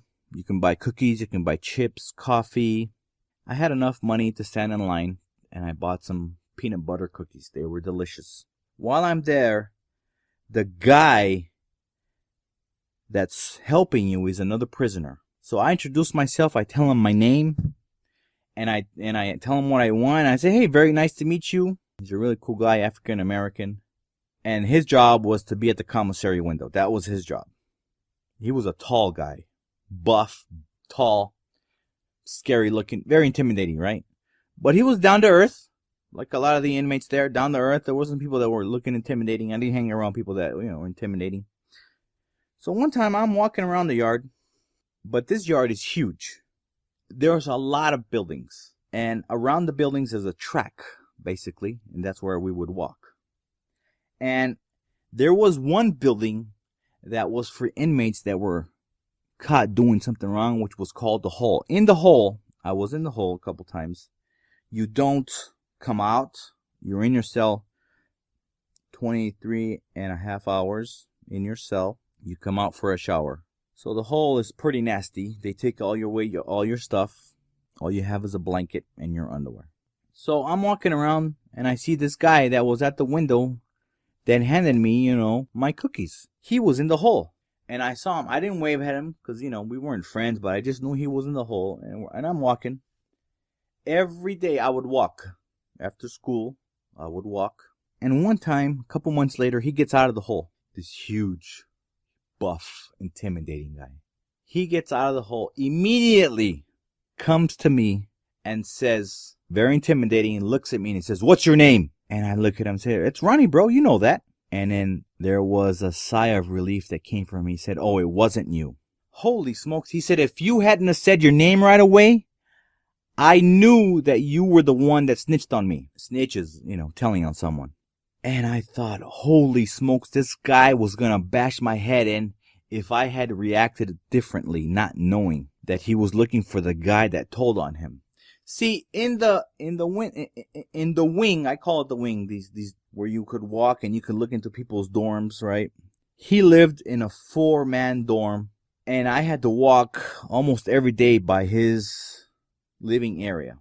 And one time I'm walking and I saw him, he was smoking crack cocaine. You know what? We are already in prison. It's none of my business what people choose to do in prison unless it's affecting me. But because he was doing what he was doing, it did not affect me. And because it did not affect me, I left it alone. It's none of my business. He was dealing with his situation with drugs. Even though we are in prison, you could still have access to any drug you want. As long as you have money, you can get the drug. So he thought that I had told on him for doing the crack cocaine. And in reality, I did nothing. It was none of my business. None of my business. Now, living in prison, it was like living in Groundhog Day. Basically, it was almost the same thing every day. Get up, go have breakfast, come back, go to school, come back, walk, go eat, go play tennis, go do yoga, go write some music. But mind you, I didn't know about music theory. I didn't know what keys. I didn't know none of that. All I just knew, this is some poems I wrote, and my friend helped me write some music. Many months later, like I said, the friend was gone. He left. It was a huge relief for me. Now I'm there by myself. Now I don't want to make any friends with anyone because I don't know how weird they are in life. I don't know what they're going on, what's going on through their head. So I focused on school. I took a computer class, and I'm learning how to really use the computer, how to really use the word processor, and how to use the accounting softwares, just a bunch of things. Taking history, just focusing on school and myself, trying to better myself while I'm in prison. What I should have done while I was there, I should have got some books on music. I should have played the piano. I should have learned to play an instrument. There was one guy that had a guitar. He started showing me how to play the guitar. He started telling me about the strings. But because I have a finger that was bit off because when I went to the circus, it was bit off by a chimp. It was hard for me to play the guitar. It wasn't that easy. But prison wasn't as bad as being in jail. Jail was very confined. But in prison, you had more access. You had a little bit more freedom to choose what you wanted to do. If you wanted to go to school or go to work. And in there, when you needed clean clothes, you would have your bag, like a duffel bag. And there would be your number on the duffel bag. And everything that was dirty, you would walk to the laundry, and there was a guy working in the laundry.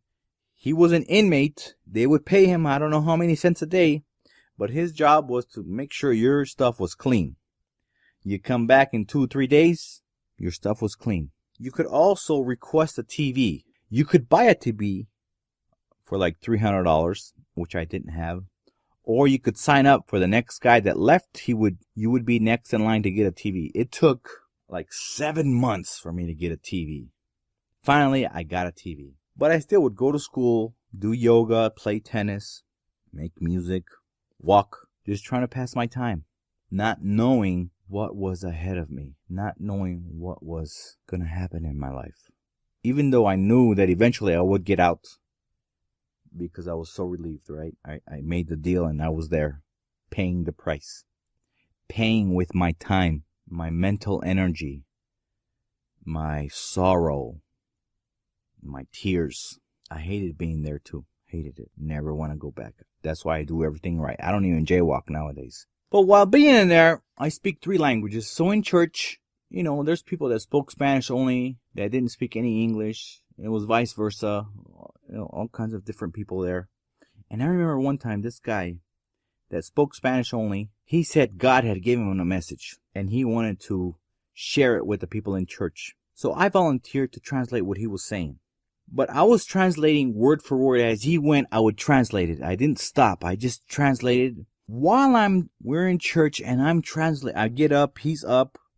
I'm translating exactly what he's saying, word for word, as he's going. The words that he was saying was so powerful that I don't know, I can't explain it to you, but when I was there translating, it gave everybody goosebumps, including me. He's talking in Spanish, I'm getting goosebumps. I'm translating what he's saying word for word, and this message was super incredible. I want to tell you, it was supernatural.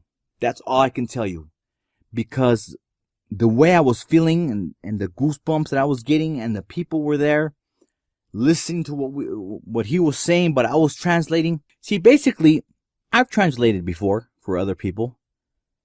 And basically sometimes, so when somebody speaks in a language and you're the translator, the feeling does not come across in the translation. That there's a piece missing. See, I think communicating is a lot more than words. So when I'm translating for somebody else, there is that feeling that when you translate it into English, you're missing that feeling. But when I was in church translating for this guy, the feeling was coming through my translation. It was incredible. In that moment, I felt the only reason that I went to prison was to translate this guy's message for these people. That is what came to me in that instant. And then I thought, oh my gosh, maybe I'm lying to myself, but I felt I did something amazing. I was there to translate this guy's message, and it was super powerful. The only thing is, I don't remember what was said. I don't remember because I was in the moment. I was experiencing the moment. The prison life, you could make it hard for yourself, or you can make it easy. You could make it hard on yourself if you are addicted to drugs, if you owe people money in prison, if you're gambling and you owe them money, if you're hanging around other gang members and you're part of the gang, you're hanging around them, makes your life hard. You can attract negative things happen to you if you have a loud mouth. Things in there can happen to you. You could really get stabbed there. You could die in prison if you get into a fight. But luckily, while I was in prison, I never got into a fight. And the only reason I went to the hole was because I was in the holding tank. That's it. When they were processing me. So I know what it is to be in the hole in prison. Prison can either hurt you or can make you strong.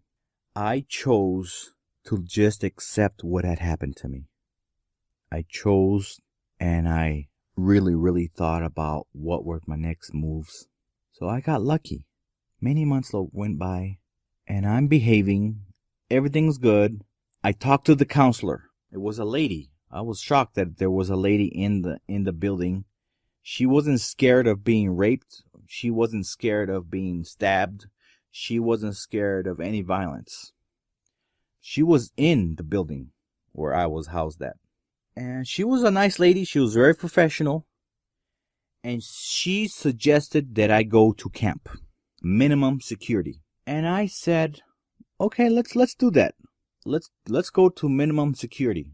Not knowing what to expect. I pack up on one day. I pack up all my stuff in a duffel bag. And they put me on another van. And we go to the middle of nowhere. Middle of the desert again. We're driving and we're driving. I see nothing. And then all of a sudden there's this compound that comes out of nowhere. We're still in the middle of nowhere. It was a minimum security camp. Minimum security prison. That was pretty cool. I get there. There's no guns. There is a 8-foot tall fence around the building.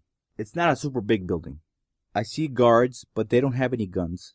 And the room is a regular room with a regular door. It's not it doesn't have any locks. Just regular place. This was like a college. I went basically to a college. This is what the environment. This is how it felt like to me. And in there, again, you could go to school or you could work. I chose to work. They had a program where the inmates could go help and fight the fires with the firefighters. When there was a forest fire and the firemen needed help, there was a group of people, of inmates that could go and help fight fires. But before you could go help fight fires, you had to take a class, and the teacher would explain to you, you had to get certified, because what I discovered while fighting fires, I went to fight fires. They put you in a van.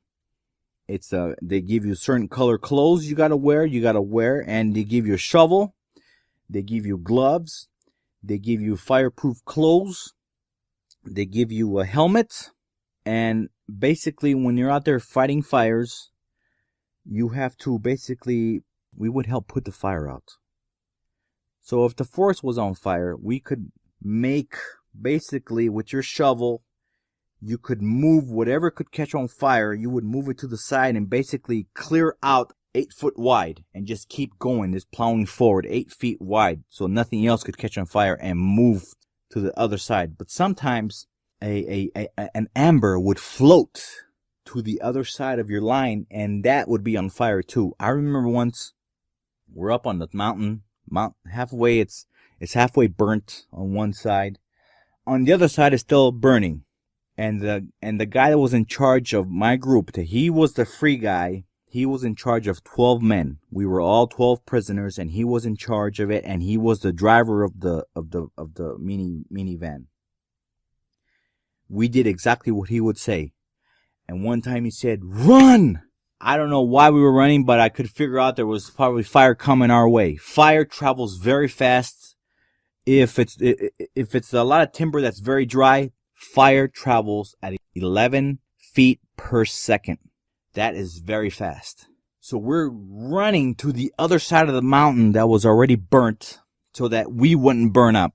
And we have all this equipment on us, and we're running. The fire is right behind us. The trees are catching fire like crazy. We're running through this because if you don't, you could die out there. You could die. You could be burned up. But the cool thing about working in fires, they would pay you $1 a day when you were out there.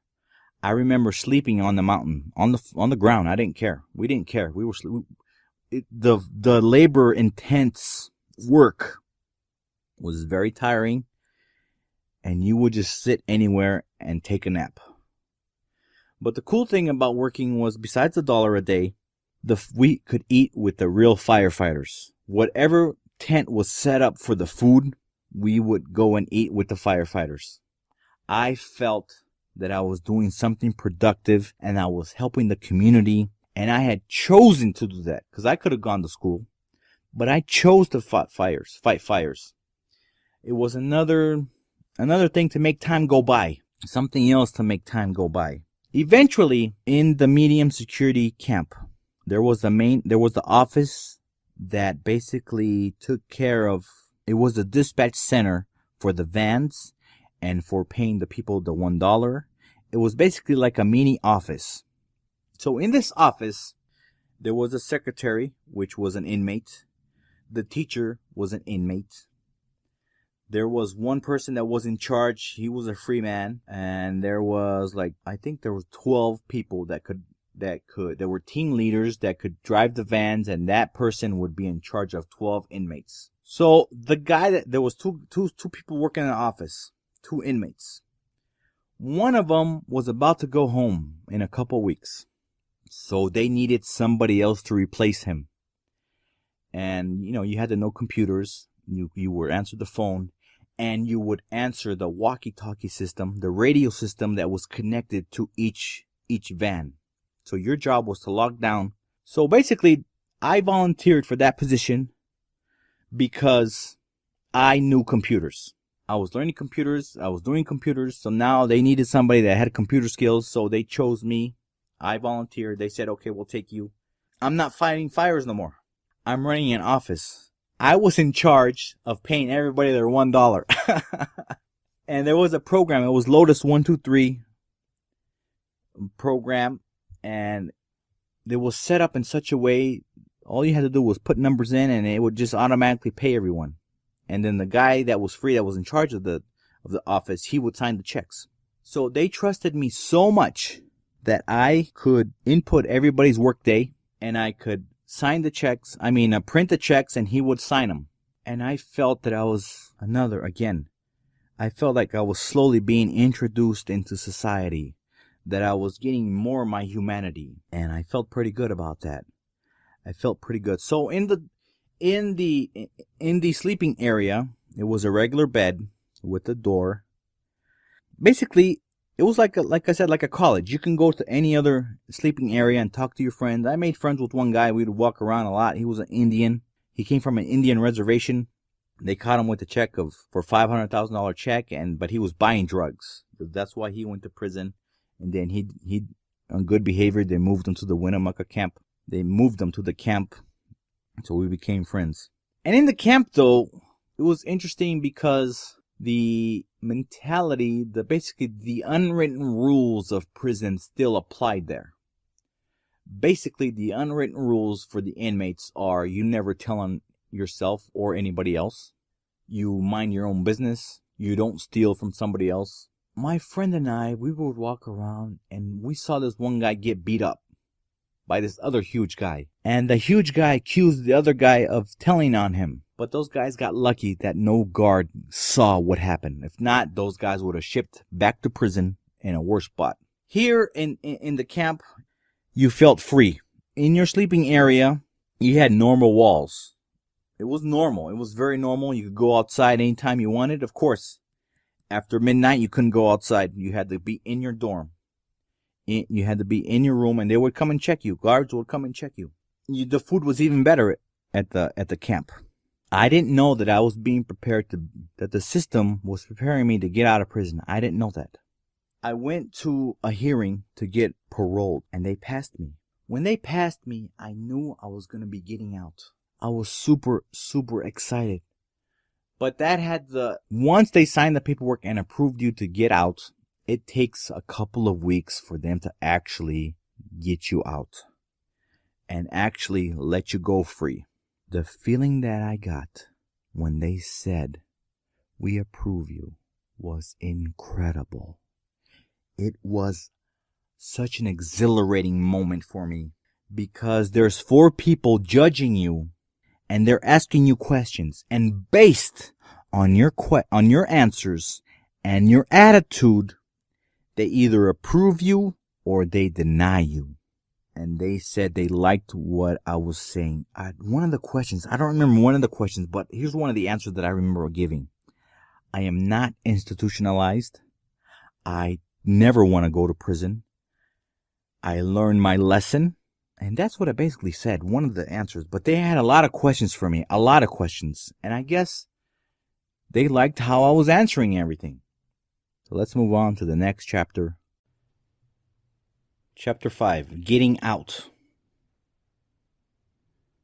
When they told me they approved me, I'm going home. Excitement.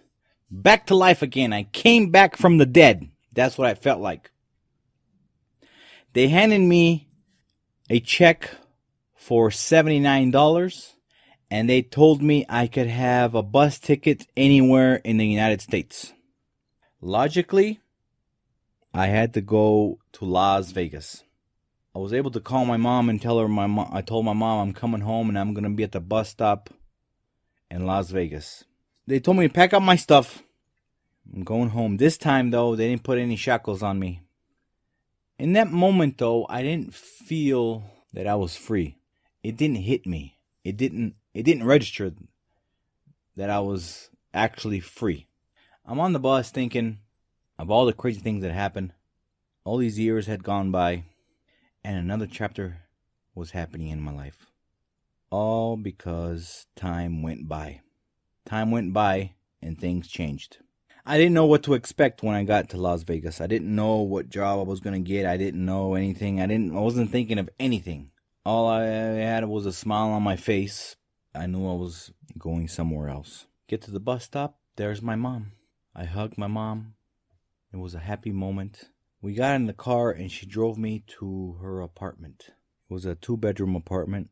Small bed in each room. And one of the rooms was for my brothers, and now myself. My mom was with another guy. His name was Negro. In Spanish, that means black. He was Spanish, but a dark-skinned Spanish. Very hard worker.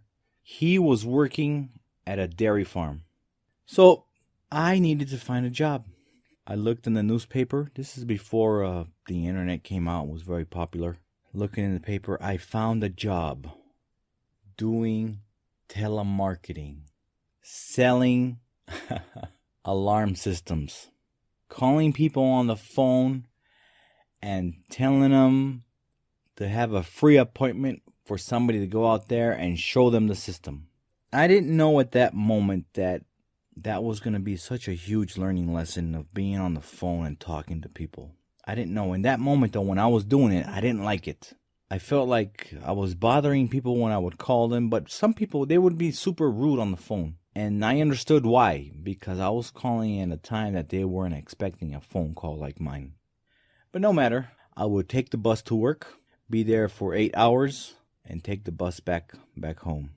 But this time, it was a little bit different because I wasn't as free. I was on parole. Basically, that all says is that I'm still under supervision. I had to go report to the probation and parole office to find out whom the officer was going to be that was in charge of me. Basically, I had to go meet him, and he asked me a bunch of questions if I was involved with drugs or anything, if I had any weapons in my home. And obviously, of course not. I don't have anything. He asked me where I was living, the address of where I was. I gave him all that information, and he actually came to the apartment where I was. He had to see where I was living. They had to go through my stuff. They didn't go through my parents' stuff, my mom's stuff, but they did go through my stuff. And of course, he didn't find anything. So that was interesting for me because I'm out, but I'm still under supervision. And that was part of the deal. That was part of the deal of me getting out. And I accepted it because if not, I think I still would have been in prison for a long, long time. The parole officer, he was an okay person. He wasn't too strict. But if I wanted to leave the state and go somewhere and visit, I would first have to get permission. So I never left. I never left the state. I never left Las Vegas. I stayed here. Then, because my mom's boyfriend was working at a dairy farm, the dairy farm was about 45 minutes outside of Las Vegas. And they were paying him pretty good. And my job of selling on the phone wasn't going that great. I didn't like it as to begin with. And he suggested, why don't I go work with him at the dairy farm? I thought about it. Then back then they were paying $65 a day. And you get an hour break. And if you wanted to, you could buy a trailer and put it out there on the dairy farm. And you wouldn't have to pay electricity or water. That was free. So you know what? Dad lent a van to my mom. We packed up all our stuff. It wasn't that much. We got in the van and we went to the dairy farm. We get to the dairy farm. We're going down the hill. And immediately, instantaneously, the smell hits you. Manure smell. Instantly. At first, I didn't like it. I still don't like it. But I accepted it. It wasn't as bad as being in prison. Right? I walked into we parked our van next to all these trailers, and I knew that we were going to be living in the van. Just like old times. Like in the circus. But this time, nobody's a performer. This time, we're all regular people, and it's crammed in the van. It's one of those vans that turn in, that has like a little living space, a table. The table, you pull the table down and you pull the couch out and it becomes a bed. That's where all 5 of us are living. I'm a grown man. My brothers are teenagers now. My mom and her boyfriend. Everybody's living in this van. I go into the office of the dairy farm to meet the manager. The manager was new manager. He was taking over from the old manager. He was a nice guy and he hired me. He told me I was the first person he was hiring in that position. I felt super blessed to have a job, to be out, and to be with my mom and my 2 brothers. and to have the job now. The job was very physical. It was very physical. I started working that same night. I had the graveyard shifts, and my job was to round up the cows and bring them to the barn to get milked. That was my job. So I had to put on these rubber boots, knee-high rubber boots, because the area where the cows were was all nothing but manure. This was a neglected farm, dairy farm. That's why the new manager was there to take care of all that mess. It was 2 barns. On one side of the farm, it was 1 barn, and it milked about 1,200 cows. On the other main building was another building that milked cows, and it was separate though, and that was another 1,200 cows. So I was working at the barn number 2. So I'm walking. It's night. I have a flashlight. I'm walking. I open the pen up, and I don't know what to expect. I never dealt with cows. I've dealt with animals when I was in the circus, but never with cows. I know they weren't going to be as aggressive, but I didn't know quite what to expect. I open the gate, and I have to walk into the pen. The cows they all see me, so they know what they have to go get milk. They know the routine. I'm walking through the pen, and I noticed this one area where the cows don't walk through. And so I'm like, I don't walk through there. I don't see them walking through there. I don't know why. It doesn't register to me why not to walk there. So I do this job night after night. I bring the cows to get milked, and I take them back out to the pen to go close the pen. And it's a neat system of how cows are milked. Very interesting how they do it. So basically, I round up all the cows, and I push them into a smaller pen. In this smaller pen, there's sprinkler systems. I turn the sprinkler on. It works for about 5 to 10 minutes, and it washes the cows. It washes them. Then a row of about 15 cows all walk in together, and the milker puts on these vacuums on the teats, and so the milk gets sucked. This job that I have is very physical. It's very time consuming, and it smells. You don't have a break because cows don't take a time off. There's no stopping to eat. You have to eat standing up while you smell the manure. And if you're not careful, you could get splashed with some manure on your mouth. Very disgusting. But once again, I was still happy to be there because I wasn't in prison. And I was working. So night after night, I walk through the pens, bring the cows. There's a routine now. There's a routine. I'm making friends with people that live there on the farm and people that work at the place. Making friends, right? So I walk into that pen where all the cows don't walk in a certain area, and I begin to walk. And I forget where that area is. I walked right into that area. I stepped, and my boot sank all the way down to my knee.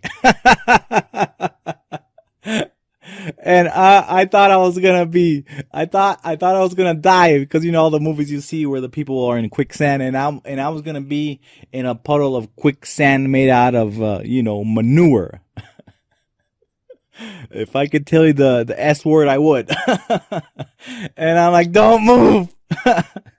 What am I gonna do now?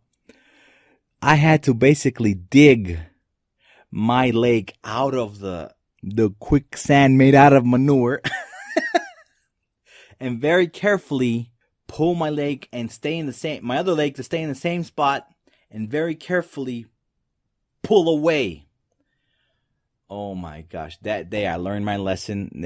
I understood exactly why the cows wouldn't walk in that area. So I had to report that. They fixed the problem. Oh my gosh, it was hilarious. So I made friends with the maintenance guy there of the dairy farm. He was a cool guy. He was kind of mean to everyone though. He was kind of mean and disrespectful. He was mean to me a couple times until I told him that I had been to prison for killing a man, Right away, he became super friendly. At first, I was mad that he became super friendly because he was such a mean person to everyone. But at the same time, I was grateful that he was nice to me. I guess he feared me, but he didn't show that he feared me. But as soon as he became nice to me, I knew he was afraid. So I used it to my advantage. I wasn't disrespectful, and I didn't take advantage of it. But I did, I did wanted to help him, and I did wanted to move from what I was doing. Because it was a hard job there. It was a hard job. Long hours. So they moved me. I started working outside. My job was to feed the cows. And basically, there was a lot of jobs you could do at the dairy. So because I had a lot of energy and I was enthused because this is a new chapter of my life, I did a lot of things. I did a lot. And I was, because I was also talented with my hands while being with Johnny, remember? He taught me a lot of handyman things and tricks. I would be driving tractors. I learned how to drive tractors, how to drive backhoes, and I learned how to operate all this heavy equipment. And there were some moments that were fun. And in the morning, to be able to get the cows, there's a system. See, cows don't give milk unless they're pregnant, right? There is the system of the artificial insemination. So I made friends with the guy that was doing that. His job was to inseminate the cows. I made friends with him. But my job in the morning was I would get up at 4:30 in the morning and I would have to get into a four-wheeler. But remember, it's super cold in the morning, so I got a mask on. I look like I'm going to rob somebody. I got heavy pants. I have thermals underneath because it's super cold in the morning. And I'm on a four-wheeler. And I have to open what's called the stanchions. The stanchion basically is a fence where the cows can stick their head through and they can eat whatever's on the ground. And you can close the stanchion so the cow can't pull her head out. So she stays in one place. So my job was to open all the stanchions, go around the dairy and open every single one of them. Let the truck that was putting the food out, he would go by, and all the cows would stick their head through the stanchions, every single cow. And there was enough spots for each cow. Then my job was to close them at the same time. There was a bar that I could put at the edge of the fence of that pen. I could pull a bar, and this bar would lock every cow in place. So the job now of the artificial inseminator, he would go behind the cows, and he would see there was these marks on the back of the cow. I always wondered what was the marks. Basically, it was like a crayon mark where the guy that's doing the artificial insemination, he would mark the cows, right? You could see it would be a nice clean mark. And then there was a bull inside the pen, but the bull was castrated so that when the cow was in the heat, the bull would jump on her and have sex with her, and he would smudge the mark so that when the inseminator is walking behind the cow, he could see whatever cow had the smudge. He knew that he had to inseminate her. And I discovered later that the reason that they don't let the bull do it naturally, for the cow to become impregnated, is because you can actually get a specimen of bull that is compatible with that other cow that's going to make a healthy animal, right? Because depending on the time of season, a cow can cost between $1,200 and $1,700, and there's different cows. But I discovered that they're called cow only after they give birth to the third calf. When they give birth to the first time they give birth, they're called first springer. They give birth to the second calf, then they're called second springer. And then when they give birth the third time, then they're called cows. So this is my job. I get up every day at 4:30 in the morning. I open the stanchions, close them, and then I'm out with the maintenance man fixing the equipment. Very, very hard job, especially when we had to dig when the pipes would break. Oh my gosh, very hard jobs. Very, very hard job. But I learned a lot of discipline working at this dairy farm. I thought that every job was, as hard as working at the dairy.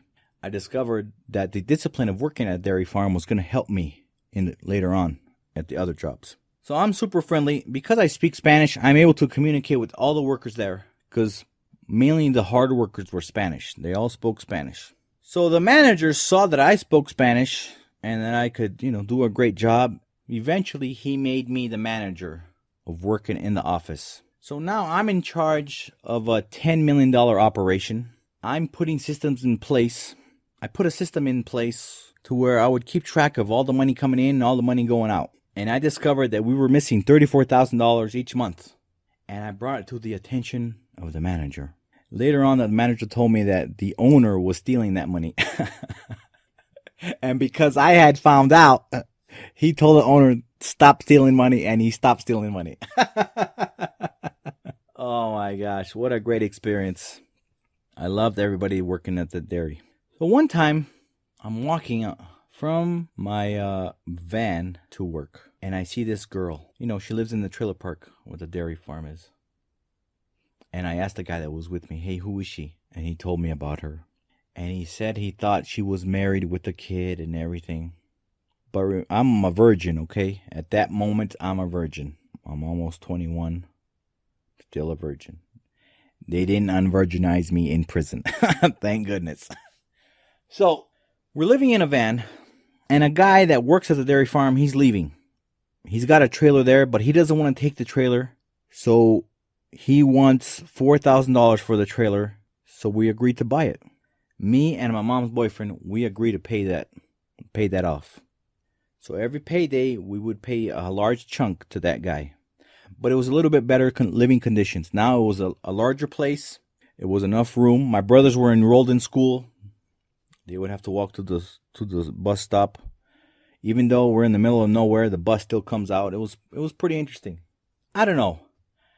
I go and I meet this girl. I started talking to her. I found out she was separated.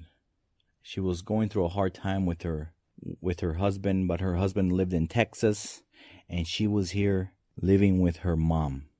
And so I started to talk to her more and more. She was around the same age I was, and she became my girlfriend. Even though she had a kid, I was understanding, because that was like the first girl that I was with after, all these years in prison and being alone and everything. She was the first girl. But at such a young age, you confuse love with great sex. I did that. I confused love with amazing sex. And I became obsessed with this girl. I was crazy about her. I would do anything for her. Anything. But you know how every relationship is up and down, right? Everybody has their fighting moments. But before that happened, I don't know where everybody was. I'm in the trailer alone, and she's there with me. We start kissing, and she starts undressing me. I know we're about to have sex. I know that. I'm super nervous. Never had sex in my life before. She takes me, and she takes off her clothes. She's gorgeous with no clothes. Oh my gosh. Gorgeous. So I get on top of her and I say no, no, no. But at the same time, I'm having sex with her and I'm saying no, no. Right? Because I'm like, this is my first time. The nerves. No, no, no. Eventually, we stopped. And we didn't finish. I was kind of embarrassed. But gradually, I learned to be okay with how I was naked, and the whole sensation of being embarrassed, to losing that embarrassment, losing that feeling of being embarrassed, it went away. And eventually I had a great time with her. It was amazing. The sex life I had with her was great. And I was working very hard at the dairy. I still don't have bad habits. I didn't smoke, drink, or do drugs. I still don't, right? But then I still didn't. And I'm jealous. I'm super jealous. I'm the jealous type. I guess because I was so young and because I thought the sex was so good, I didn't want to be without her. Jealousy is a weird thing. Very weird. Hard to control. But you can only control it as you get older. I'm okay now. I'm okay now. I can control that. Jealousy is no big deal. Anyways, we break up. We break up because she wants to date other guys. And I'm super mad about that, and I gotta let it go. So I drove to the small town, and there was one bar there. But it was a restaurant bar, which was cool. I walk into this bar. There's some people dancing. There's some women there. There's some guys. I sit on a stool at the bar, and I ask for pecan pie. It's my favorite. Pecan pie and a milk. I always eat that when I go to that place. But I'm feeling bummed out, and I'm trying to forget, all my feelings and stuff. Anyways, I see this girl. She's a little bit older. I don't know by how much, but she's older than me. She smiles at me, and I smile back. So we started talking. She came over, we started talking. She was having a drink with a lemon, and she squeezed the lemon into her drink, but some lemon fell on her wrist. So I had the guts to grab her wrist and suck the lemon off her wrist. And she let me. I knew it was on as soon as she let me do that. We started dancing. She took me to her house. We had a great night. It was fabulous. It was great. Her house was much bigger than the trailer I was living in. She made her own money. She had 2 cars. But she had 2 kids. 2 teenage daughters. They were nice kids. So now I started dating this girl. I'm dating her. I'm working at the dairy. I'm dating. So most of the time I'm sleeping in her bed, right? Her water bed. Fantastic. After a couple months go by, I break up with her. I wrote her the Dear Jane letter. I'm 21. She's 34 years old. So she's a lot older than me. I pack up all my stuff and I leave. I leave the Dear Jane letter. I go back and to the first girl that she broke up with me. Now I'm back at her place. I got all my stuff there. My mom had decided to leave with the trailer and go to Utah. So I don't have a place to live. So I'm at this first girl's house. Trailer and her mom. I got all my stuff there. I tell her I want to come back. I want to be with her. Then the other girl that has the house calls me on my cell phone and says, I'm outside. I want to talk to you. Can we talk? So I jump in the car with her. I tell the other girl, hold on, I got to go talk to this girl. I jump in the car and this girl's crying and she's, hysterical, and she calms down. She hands me a note and the note says, I can't live without you. Just like that song. And then she says to me, will you marry me? At first, I thought it was crazy. I'm in a shirt, shorts, and flip-flops. And she says again, will you marry me? And I thought about it. And you know what? I said, okay, let's go. We drove 45 minutes to Las Vegas. We got our license. We went to the chapel, and we got married. I was in flip-flops, and she had just got off her job. She worked at a power plant. Very physical job. I married her. A couple hours later, I drive back to where my stuff is. The girl's there. The other girl's there. I didn't have the guts to say anything to this girl. Nothing would come out of me. All I did was show her the marriage certificate while I'm moving all my stuff into the other girl's car. It was like a soap opera. My life was like a soap opera. She cried. She handed me the certificate. And that was the last time I dated this girl. That's the last time I saw her. I went back to the other girl's house, put all my stuff. It's official. I'm married. And the first couple of months was amazing. 6 months later, 7, 8 months, it started to be rocky. Started not to be so good for me. She didn't like to hold hands. She needed a lot of space because before she married me, she had a lot of space. Nobody was living with her. She was single. So she was a single mom for many years. She wasn't as needy as I was. I'd like to hold hands, and I like to kiss, and I like to, be romantic.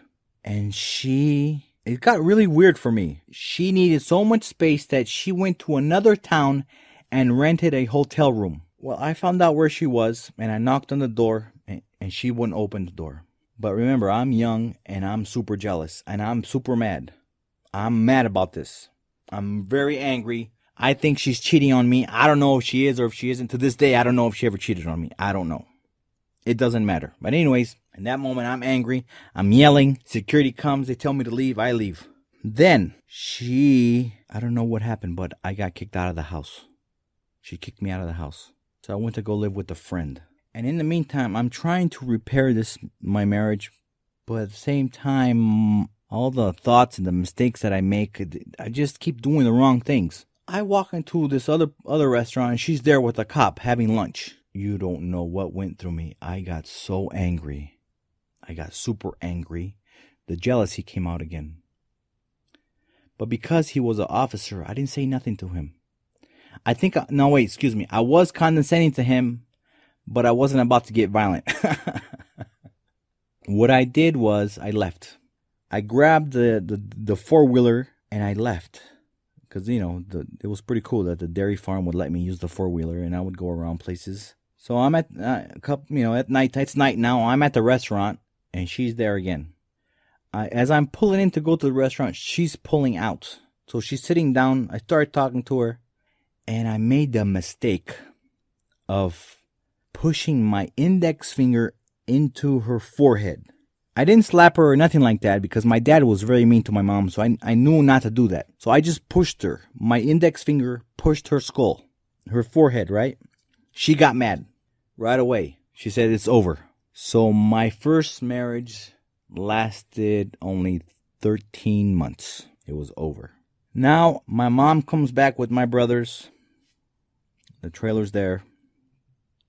I'm living with my mom and brothers again. But this time I'm super disappointed. I'm crying again. It's hard to go to work. I'm depressed. Breaking up with someone is hard. It's hard. It doesn't, even if it's called for, it's hard. So then I tell my mom, I don't want to work at this dairy farm anymore. This is like 3-4 years of working at a dairy farm, making great money. We saved, some money. And so I told my Mom, let's move back to Las Vegas. Let's go back to Las Vegas. I don't want to stay here anymore. We sell the trailer and everybody moves back to Las Vegas, including my mom's boyfriend. Let's move on to the next chapter. Working with celebrities. Have you ever seen a limousine go by and ask to yourself, is that somebody famous? Is that somebody important? Is that somebody rich? Me too. So I got a job working as a chauffeur. It was the best decision I've made in my life, working as a limo driver. Crazy things have happened in my limo with normal people. Crazy things never happen when I'm driving celebrities. Only when I'm driving normal people. Some of the stories are pretty graphic. I'm going to make it PG as possible. Driving limos for about 15 years. It was a huge difference from working at the dairy farm and smelling like manure. As a limousine driver, I'm in a beautiful suit. I'm driving a $120,000 car, and I look super sharp. Huge difference from working at a farm to becoming a chauffeur. I was hooked when I took a passenger from one hotel and I took him across the street and he gave me a $100 tip after paying for the car with a credit card. Once that happened, I was hooked. I was working as a chauffeur crazy amount of hours because I enjoyed it. I had a great time. And little bit at a time, I started to build my reputation up. Little bit at a time. And I started to drive one CEO, another CEO, a celebrity here, a celebrity there. Pretty soon I'm driving billionaires. And now I'm driving a ton of celebrities. But before I get and tell you about the celebrities, I want to talk about just regular people.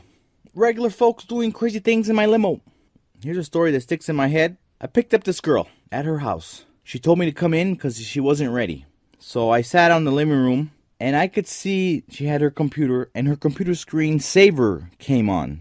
And I knew it was going to get interesting because the pictures that I saw flash on the computer screen were naked pictures of her. I'm not thinking anything. I'm just like, oh my gosh, I wonder what this night is going to bring me. Finally, she comes out. We're ready to go. I put her in the limo. And she says, Ronnie, I met this guy online, and I've never met him in person. I want you to go pick him up and drop him off where I am. Now, back in the day, this is before internet dating became super popular. So this was like taboo, meeting somebody online and then actually meeting them in person was taboo back then, right? So she says, Ronnie, I want to go to a church. And I'm like, a church? Oh my gosh. So I'm driving around and I noticed the church that I drive by it all the time, but this church is closed that day. So I'm driving by the church and said, look, here's the one here, but this one is closed. And she says, doesn't matter, drop me off in the front. And I was like, really? Okay. She says, this is a card that I created, this drawing of a frog. He's going to be looking for this sign, and I want you to give him this card. Okay. I drop her off. I'm on the way to where this guy's at with this card. So I threw the card in my car, and it opened up. Well, I didn't want to be nosy, but since it was open, I started to read the card. The card says, I'm very happy to meet you, but as soon as you see me, I want you to unzip your pants and stick your penis in my mouth. I thought that was cute, where she's in a limousine. She thinks she has a little bit of privacy. She'll close the partition, and that's going to happen, right? I get to where the guy is. I'm holding up this sign with this drawing of a frog that she made, and he recognizes it. And she says, hey, that's me. I hand the guy the card. He starts to read it and laughs. He gets in the car. I'm driving. We get back to the church. As a normal chauffeur, I give great customer service. I always get out of the limo and I open the door. I opened the door. He got out.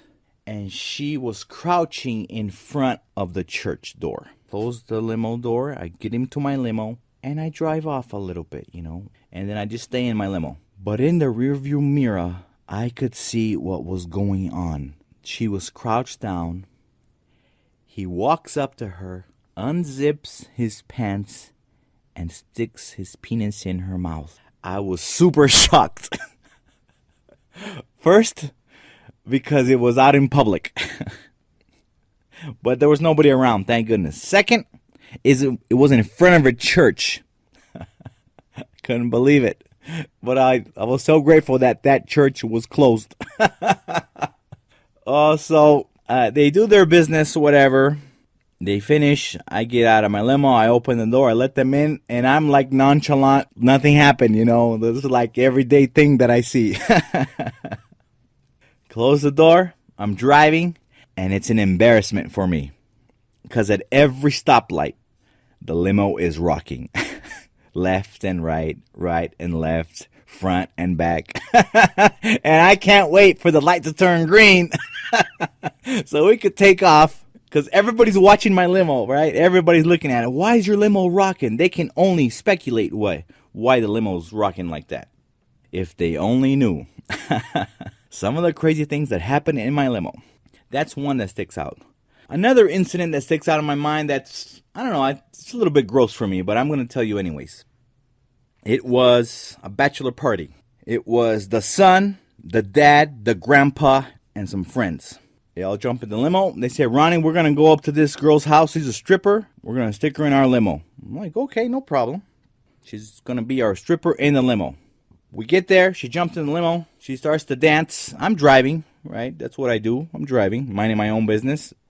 In the rearview mirror, I can see what's going on. They didn't close the partition. They left it open for me to see. Or I guess they were so entertained that they forgot to close the partition. The girl's back there dancing. She starts taking off her clothes. Okay, that's cool. She's a stripper. Okay, that's what she does, I'm thinking, All of a sudden, she starts going down on the son. I'm like, wow, she's more than a stripper. Right? It's shocking, but not shocking. It's shocking because you don't know who you got in the back. You don't know what they're going to do. But it's still human nature, right? So she goes down on the son. He finishes. They finish. Then, here's where the gross part comes in. She goes down on the dad. That kills me. I'm trying to keep a straight face. I'm trying to just focus on the road. I'm not trying to think about nothing what's happening in the back. The guy finishes. She finishes him off. And she goes for the grandpa. She goes down on the grandpa too. I couldn't believe it. I'm thinking, oh my God, I could never do that. With my dad and grandpa right there. And my family members right there. And my friends right there watching. They were like making their own porno, and I couldn't believe it. They don't know who I am. They don't know what kind of attitude I would have. If I was a chauffeur that was super square, I would have stopped my car and let these guys out. And I would have told them the ride was over. But you know what, though? I understand human nature. I'm compassionate to people, even though it's crazy things. As long as they're not hurting themselves or the people or people around them or me or the limo, I'm okay with that. I'm okay with stuff like that. Driving limos has changed me. I used to be super square, and I could not tolerate people that drank or people that did drugs. But now, as a chauffeur, having that job changed me. I became more tolerant of it, tolerant of crazy things. As long as they're not physically abusing themselves or people around them or the limousine or me, I'm okay with it. I'll go with the flow. So here's one of the other things that happened. I dropped off a party at a hotel casino here in Las Vegas, and a couple comes up and says, "Are you available?" I said, "Sure, hop in." So they start talking to me. The guy says, "Ronnie, we want to go somewhere private so you can take pictures of us."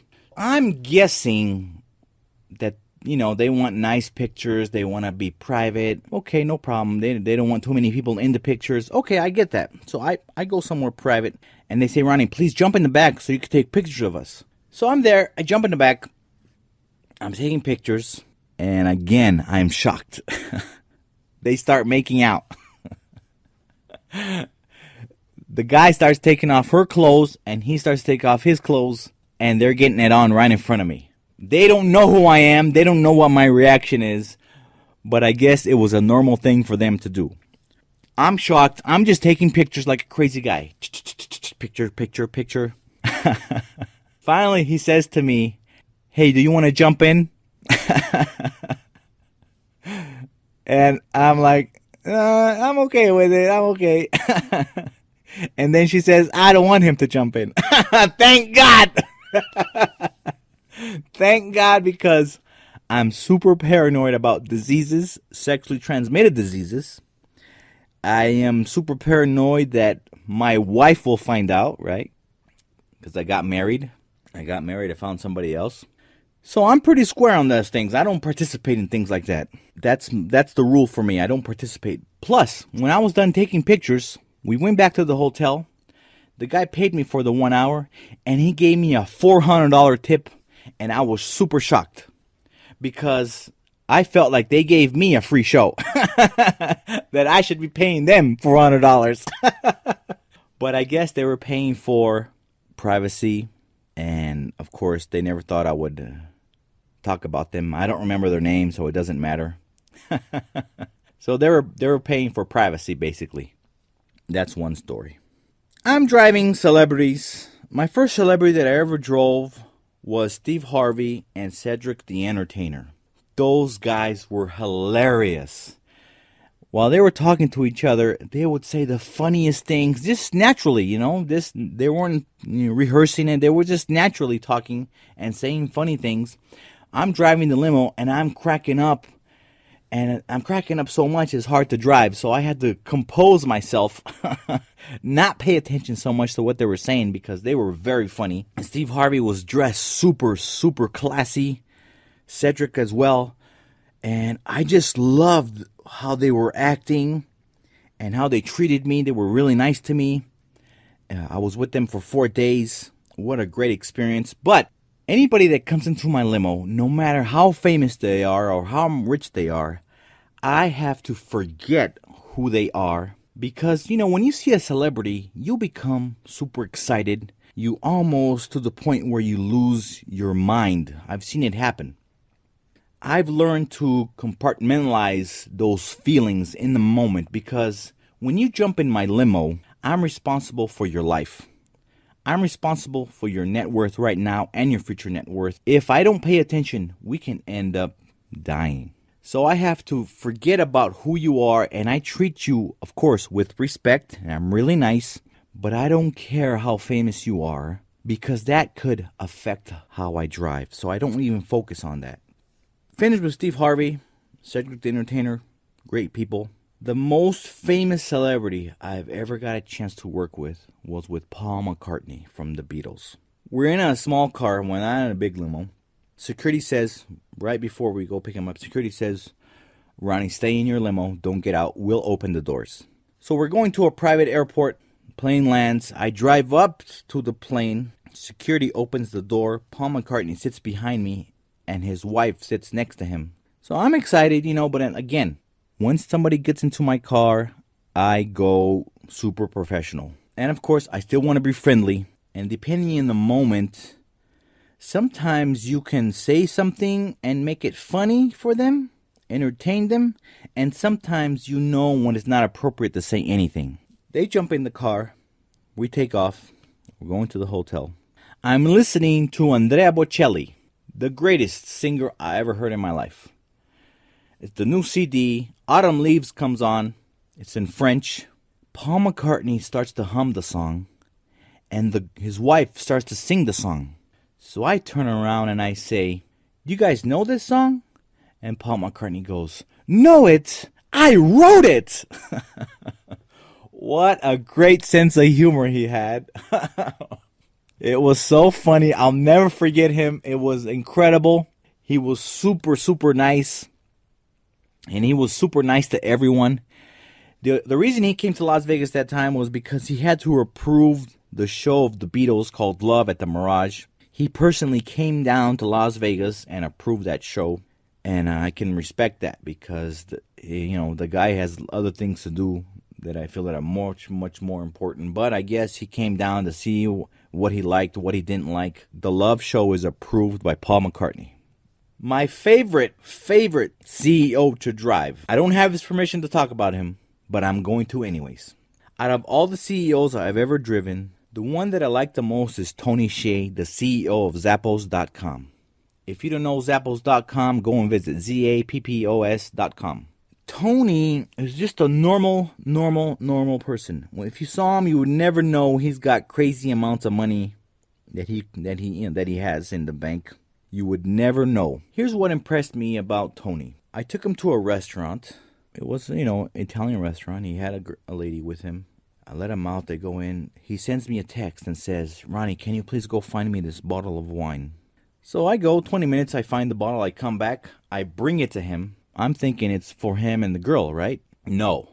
That was for the chef. The chef had ran out of his favorite drink, and Tony said, please bring it to me.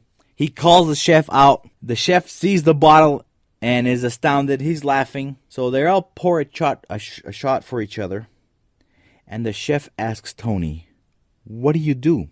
And Tony says, I work for a company called Zappos. And that's it. He didn't say, oh, I'm the CEO of Zappos.com. Oh, I run things. I made it successful. No, he didn't say none of that stuff. No arrogance whatsoever. That, for me, was a huge lesson. Huge lesson. Another person that taught me a huge lesson was Steven Spielberg. Picking up Steven Spielberg. He's in the limo. The celebrities and CEOs only use limos when there is more than one person and they want to hang together and they want to talk to each other. Then they get a limo. If not, they're usually in SUVs or town cars. So because there's more than one person with him, it was him, a lady, John Legend was in the car, and his girl. So we're driving. I picked him up from one hotel. We're going to another venue. The job as a chauffeur, I always get out and I open the doors, okay? Again, I had to put aside the feelings, whatever I had in that moment of excitement, had to put them away so that I can do my job. So I jump out of my side. On my passenger side, I open the door, and Steven Spielberg falls out. Thank goodness, I caught him right before he hit the ground. And he and I, at the same time, we both gave a nervous laugh because he knew what was going to happen. And I knew what was going to happen if he hit the ground. I caught him right before he fell out. He was leaning so hard against the door. I didn't see him lean against the door. But I opened the door super quick, and that's what, oh my goodness. Learned my lesson on that one. Watching Steven Spielberg made me realize that, again, no matter how famous you are or how much of a celebrity you are, be human. Be nice to everyone. I noticed that. That's what I took away from Steven Spielberg. He was really nice. So these guys are super nice to me. They're respectful. They call me. I work for them. So I have this bias in my head, okay? Because I've worked for celebrities and CEOs and billionaires, and they've all treated me with respect, and they were all nice to me. So when somebody I drive is not nice to me, and they're not rich, they're not a celebrity, they are important because I'm driving them. But if they're not nice to me, I'm so biased against that because, hey, I drove somebody more important than you, somebody that's made so much more money than you in life and done so much more in life than you. Why are you going to be mean to me? So when somebody's mean to me, I never want to see them again. I don't ever want to see them again. Being nice doesn't cost anything. Being nice will get you much further in life than being mean to people. It depends, though. If you're in business, depends. The strategy can go both ways. You can be mean and get your own way, but then nobody wants to work with you in the future on the way down. So, I don't know. Being nice doesn't cost anything. Being mean can cost you a lot. You probably get ulcers. So be nice to everyone. Another celebrity that I enjoyed driving, he's a CEO. I didn't know who he was when he jumped in my car. He gets in the car. I pick him up at a private airport, comes out of the plane. I take him to the place where we have to go. I let him out. He goes into the place, does his business, comes back into the car. We're in a town car. I'm driving. I'm going about 70 miles an hour in the freeway. And he's on the phone constantly, though. He's on the phone. And he says, I'm going to get that phone number from you, to the person he's talking on the phone. But I don't see him pull out a piece of paper or a pen or nothing. So I pull out a pen and a piece of paper, and I hand it to him, not knowing who he was, okay? I didn't know who he was. And I put the sun blocker down, the visor, because the sun was in his head, and he was going to write the number down, and he's on the phone, so both of his hands are busy. So I put the visor down, not knowing, of course, again, who he was. I was just giving customer service. I was doing what I would like somebody else to do for me. I don't think it's a big deal. I take him back to the plane. He gets on the plane, goes back to where he came from. A couple of days later, I buy the Forbes magazine, of the 400 wealthiest people, and I'm flipping through the pages, and there's Bill Gates. I scratch Bill Gates' name out, and I put my name, the little fantasy. And I'm flipping through the pages, and bam, I see this guy I just drove a couple days ago. Oh my gosh, Jeffrey Katzenberg, the CEO of DreamWorks. Oh, he's worth $900 million. Oh, interesting. He was super nice to me. Super nice. So, because of what I did, of putting the visor down for him and giving him the pen and paper, he appreciated that so much that he started requesting me. So every time he would come to Las Vegas, I would drive him. But he would always call the secretary to call me to say when he was coming out of someplace. So one time, they told me he's coming out to Las Vegas. So I went and I bought a pen, and I had the words engraved on the pen that said Billionaire Tool. From the plane to the car, we were walking, and I said, I got something for you. I show him the pen, and it says Billionaire Tool on it. I hand it to him, and I say, look, I know you're short $100 million. You need to write more ideas and sign more contracts to hit the billionaire mark. Not knowing, right? Not knowing that the guy's worth a lot more than $900 million. He's worth a lot more. But he laughed. He showed it to his wife, and he was even more intrigued by me. He tipped me, but there's a built-in gratuity, So he knows he doesn't have to give. But because I entertained him, he blessed me. Then, again, he will still call the secretary to call me to tell me when he was coming out of someplace. Take him back. He flies out. A month or two later, they tell me he's coming back into town. I go and I drive 45 minutes to State Line and buy a lottery ticket. Because here in Las Vegas, there is no lottery system. We don't have the lottery system here because of the gambling. So buy a lottery ticket. I put his name on it. I go and I pick him up at the airport. We're walking to the car. I tell him, Mr. K, you produce so much value and it's hard to compete with that. But until then, I show him the lottery ticket. You have a chance to win $43 million. You should have seen the expression on his face. The biggest smile ever. In that moment, I knew I had moved him. I impacted him. Showed it to his wife, and he says, Ronnie, keep track of it. If I win, you get half. That day, he started calling me direct. It was much smoother, but I was super surprised that he had called me directly. He felt that I was trying to truly help him, which I was. So I have this contact, but I don't call him because I'm not in the movie business, not yet at least. But in the future, maybe that could help me. So the lesson for you is be nice to everyone, entertain people, right? Being a chauffeur has absolutely changed my life for the better. I make great amounts of money. I'm able to afford the nicer things in life. But the other thing I learned was to have money management skills, right? Money management skills, which I've seen a lot of people that live in Las Vegas not have. If you come to Las Vegas and you gamble for a little bit, you know you're going to go home and that's the end of your gambling, right? But I've seen people that live here gamble their whole check away, and in 5 years they have to leave. So I don't gamble, but if I do, it will be a $20 and that's it. I don't gamble more than 20 because if I lose my mind, if I become addicted to it, I don't think I'm going to be a nice person. So I control those feelings. The richest person I ever drove was worth $49 billion. He's the CEO. Well, he's retired now, but he was the founder of Oracle. What a great man. I picked him up from the private airport. We went to see Andrea Bocelli, but Andrea Bocelli was recording a special for Channel 10 and they were trying to raise money, and Larry Ellison was one of the donors, which was super cool. Because when we got to the venue, I let Mr. Ellison out. David Foster, the producer for Andrea Bocelli, came and hugged my client. He said hi to me and then proceeded to let everybody in to the venue. And I went to the venue too. I got a great seat. What a fantastic show. Andrea Bocelli, see him in live. I didn't have to pay for it. I'm getting paid to be there. I'm listening to a great concert. It's a beautiful, beautiful stage on the lake. You've probably seen it on TV. It was amazing. Driving Larry Ellison back, Larry Ellison had the most beautiful girl I ever saw in my life. He's focusing 100% of his attention on her. And I would too. Please don't sue me, Mr. Ellison. Please don't sue me if you get this. Very entertaining.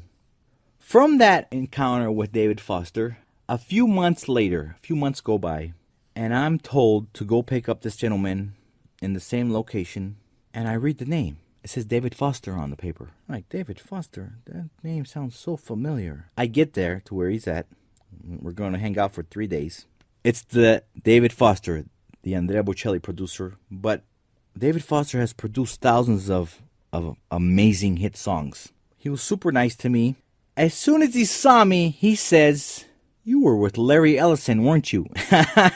He recognized me right away, even though it was a brief encounter. And he said hi to me, and when that time, he remembered me. But David Foster was an amazing, incredible man. I respect him. He was really nice to me. Tried to give me the new Andrea Bocelli CD, but he ran out. It didn't matter because I bought it anyways. I'm a huge fan of what he does and Andrea Bocelli. So I told him the story of Paul McCartney. And I said, is it true that Paul McCartney wrote at Autumn Leaves? He goes, Ryan, no, he didn't. So the whole story, was a 360. It came back and I found out the truth because I always wondered if Paul McCartney did write Autumn Leaves. And it was hilarious. Super, super hilarious that everything came to me the way it did. The power of the mind. Remember that. The power of your mind. It attracts things to your life. Remember what I'm saying. Whatever you think about the most happens in your life. Another time, driving limo, a great man that I really enjoyed working for was for Jerry Bruckheimer, the film producer. He's produced Pirates of the Caribbean, a bunch of TV shows. Really nice guy. The first time I met him, I knew I was going to meet him. I knew I was going to work for him for a couple days. I bought him a book. It was Secret Cures They Don't Want You to Know About. Something like that. And I handed it to him. He was intrigued. He was entertained.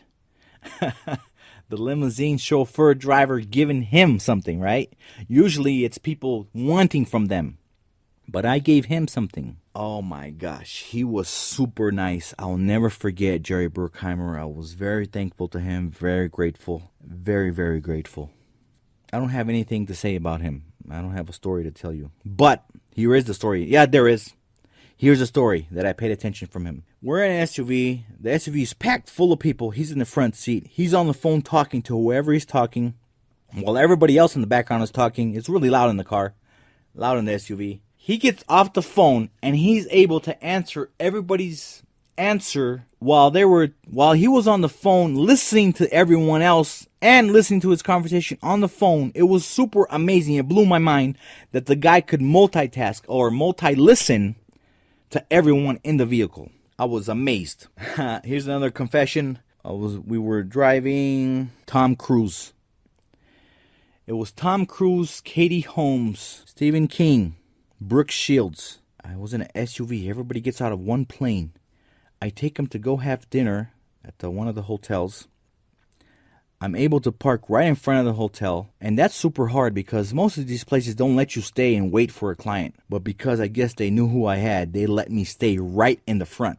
And I stayed there for a few hours. They come back out, took them back to the plane. Everybody, Tom Cruise comes up to me, bam, tips me some money. I look at it, I'm super grateful. I put it in my pocket. And now, every Tom Cruise movie that comes out, I either go to the theater and watch it and buy it, or I just buy the DVD. Because I feel like I'm always contributing to my tip. Every time I see Tom Cruise, I thank him. Not only that, but he's super entertaining, right? I like him. Super entertaining. I'm trying to think of the most memorable thing that I can leave you with from the limousine business. Limos has absolutely changed my life. I actually love to drive limos.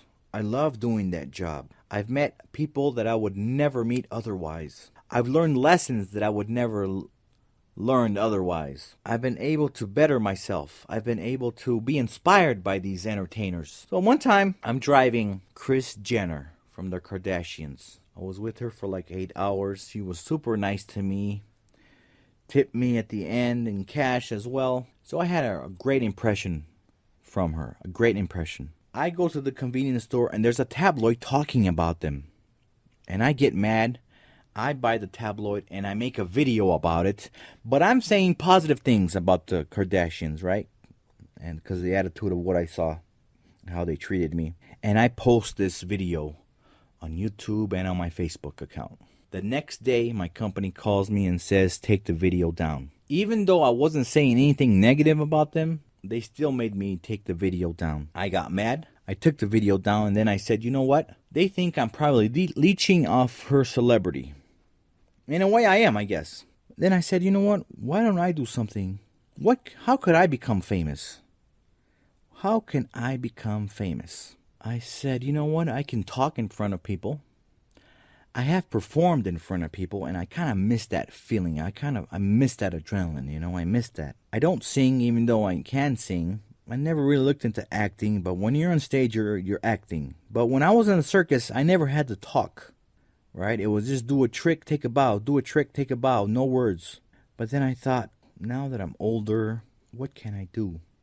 How do I become famous now? And that just went on in my head over and over. And this is the answer that came to me. Let's do stand-up comedy. I was so inspired by some of the comics that I drove. The other comic I drove was David Spade. I worked for Eddie Murphy, but I drove his mom. And all the other celebrities that I've worked for. I've worked for Tobey Maguire. I've worked for Leonardo DiCaprio, really nice guy. I've worked for Justin Bieber. I've worked for Lady Gaga. I've worked for Mariah Carey. I've worked for Jennifer Lopez. I've worked for Tim McGraw, Faith Hill. Now, these names I'm giving you, I've actually driven them. That's when I mean work with them. I've actually driven them.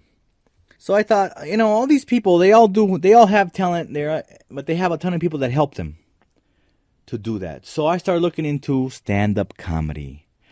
I have another name. My real name is something else. So I'm using because my last name is super complicated to say. When you read it, when you look at it, you won't be able to say my name correctly. But my middle name is Carson. My last name is messed up, but my middle name is Carson. So I thought, why? If I am going to do stand-up comedy, let's call my name Ronnie Carson. So then here you go. You have Ronnie Carson. I've been through all these things in my life, driven all these celebrities, worked for a ton of celebrities, a bunch of CEOs, and now I want to become a celebrity too. Will I achieve it?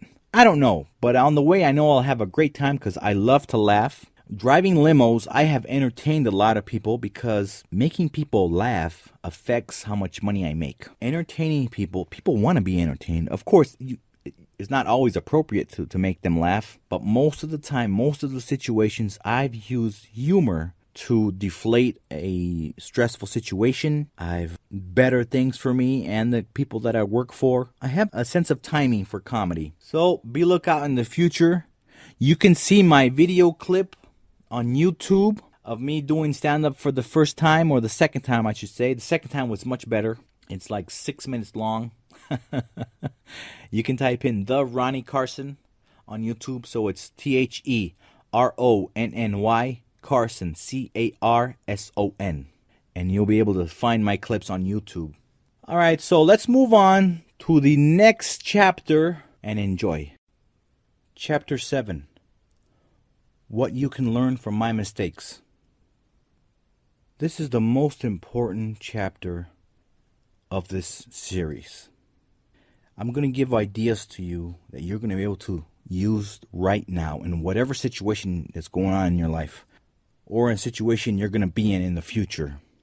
Remember these ideas and use them. They're easy to implement. Some of them are actually natural. These things have come to me the hard way. I hope you're not in a serious situation right now and you have to learn these ideas, but just take what I got for you, okay? Use it. The 3 ideas I'm going to be talking about are: number 1, believing in something higher than yourself. I call it God. Number 2, realize everything always is changing. Number 3, it's okay to cry. Let's go to idea number 1. Believing in something higher than yourself. I call it God. The very first time that I went to jail, I was scared. I didn't know what was going to happen in my life. I didn't know what to expect. Not knowing scared me. And I was put in a situation where I was all alone in a cell. And I was forced to think and to react. And the only thing that was in the cell with me was a Bible. I started to read that Bible. And I started to believe in something higher than myself. And I started to talk to what I called God.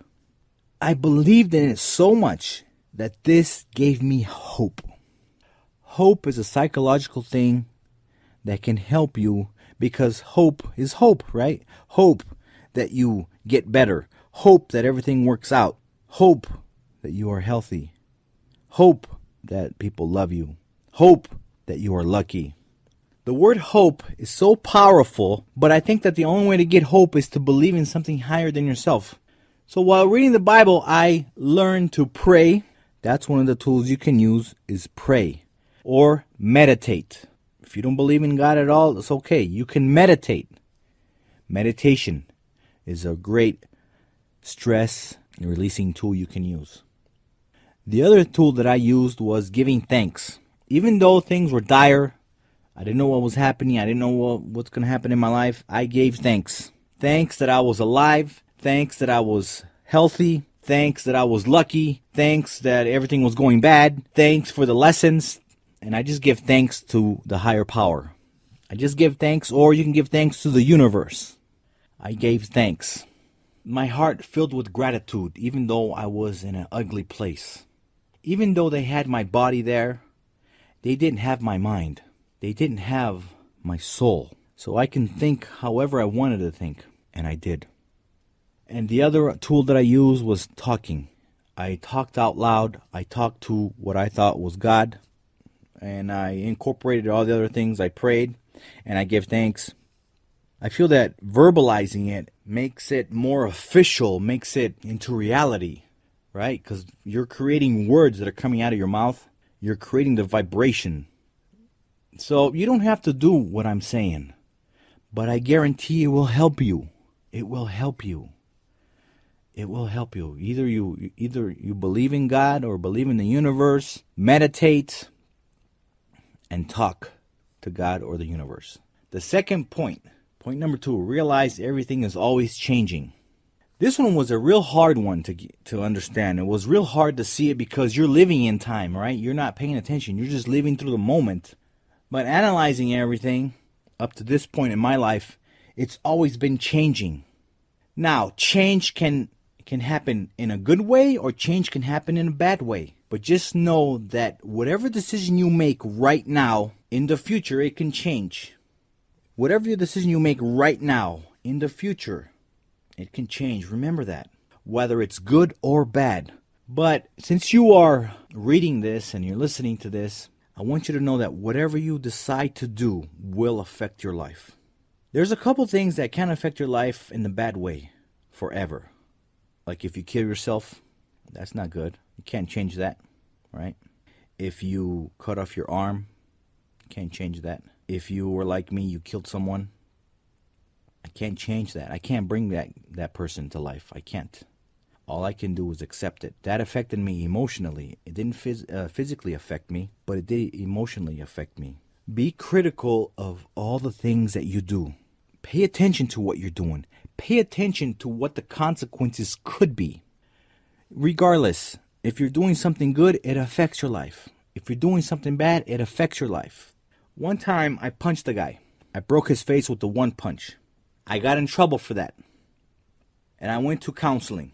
I almost got 20 years in prison because of that. Thank goodness I didn't. But I went to therapy. And this is what the counselor said. So you have yourself and you have the other person you hurt. Then he said, look at everybody else that you hurt. So you punched him. You hurt him. You went to jail, which is I went to jail. That affected my wife. And then it affected also my friends. Then it affected my friends' friends. And then it affected, on my wife's side, her friends. Then it affected my mom. And then it affected their friends. And it's just a continuous effect that trickles down to more and more and more and more people. I punched that guy. I hurt him. It affected his wife. It affected his friends. It affected his family and each family member and their friends. And it trickled down from there. Eventually, it affected the community in one way or another. This is what the counselor told me.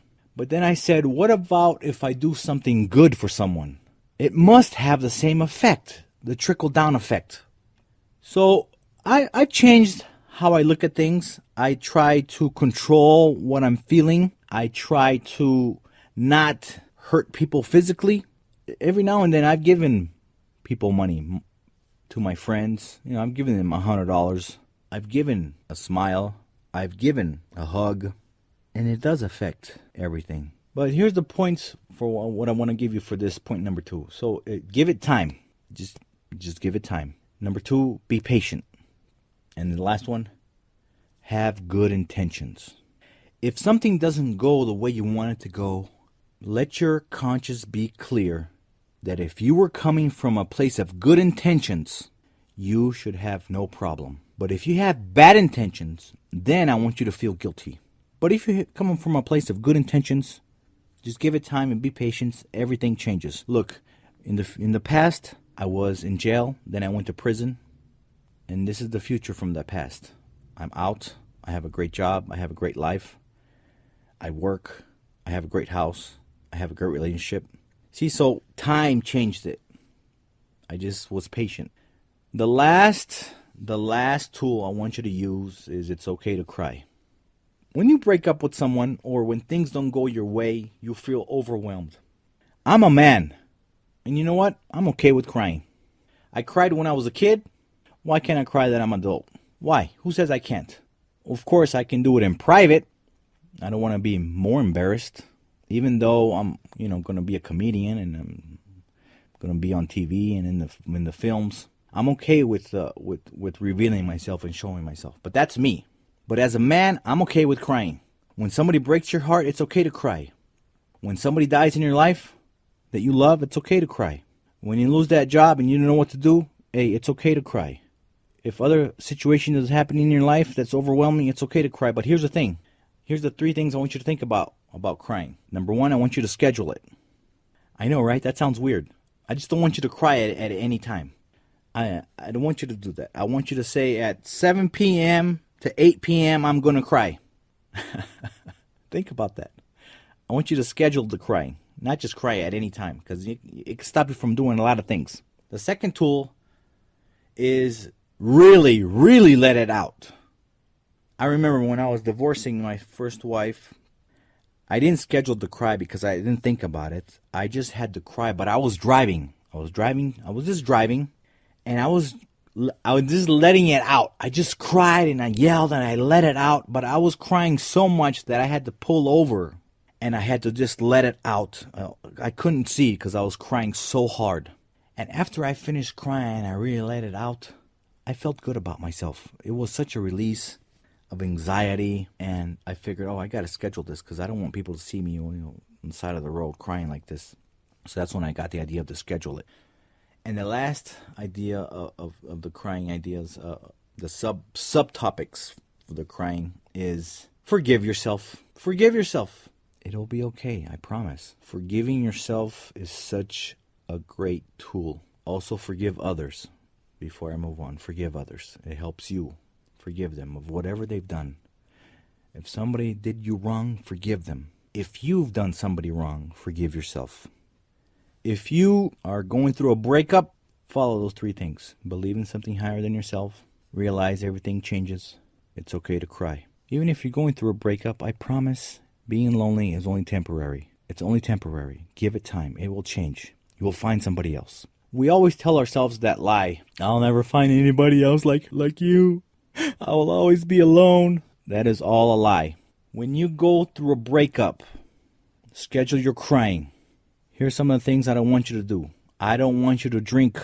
Stay away from alcohol. Stay away from drugs.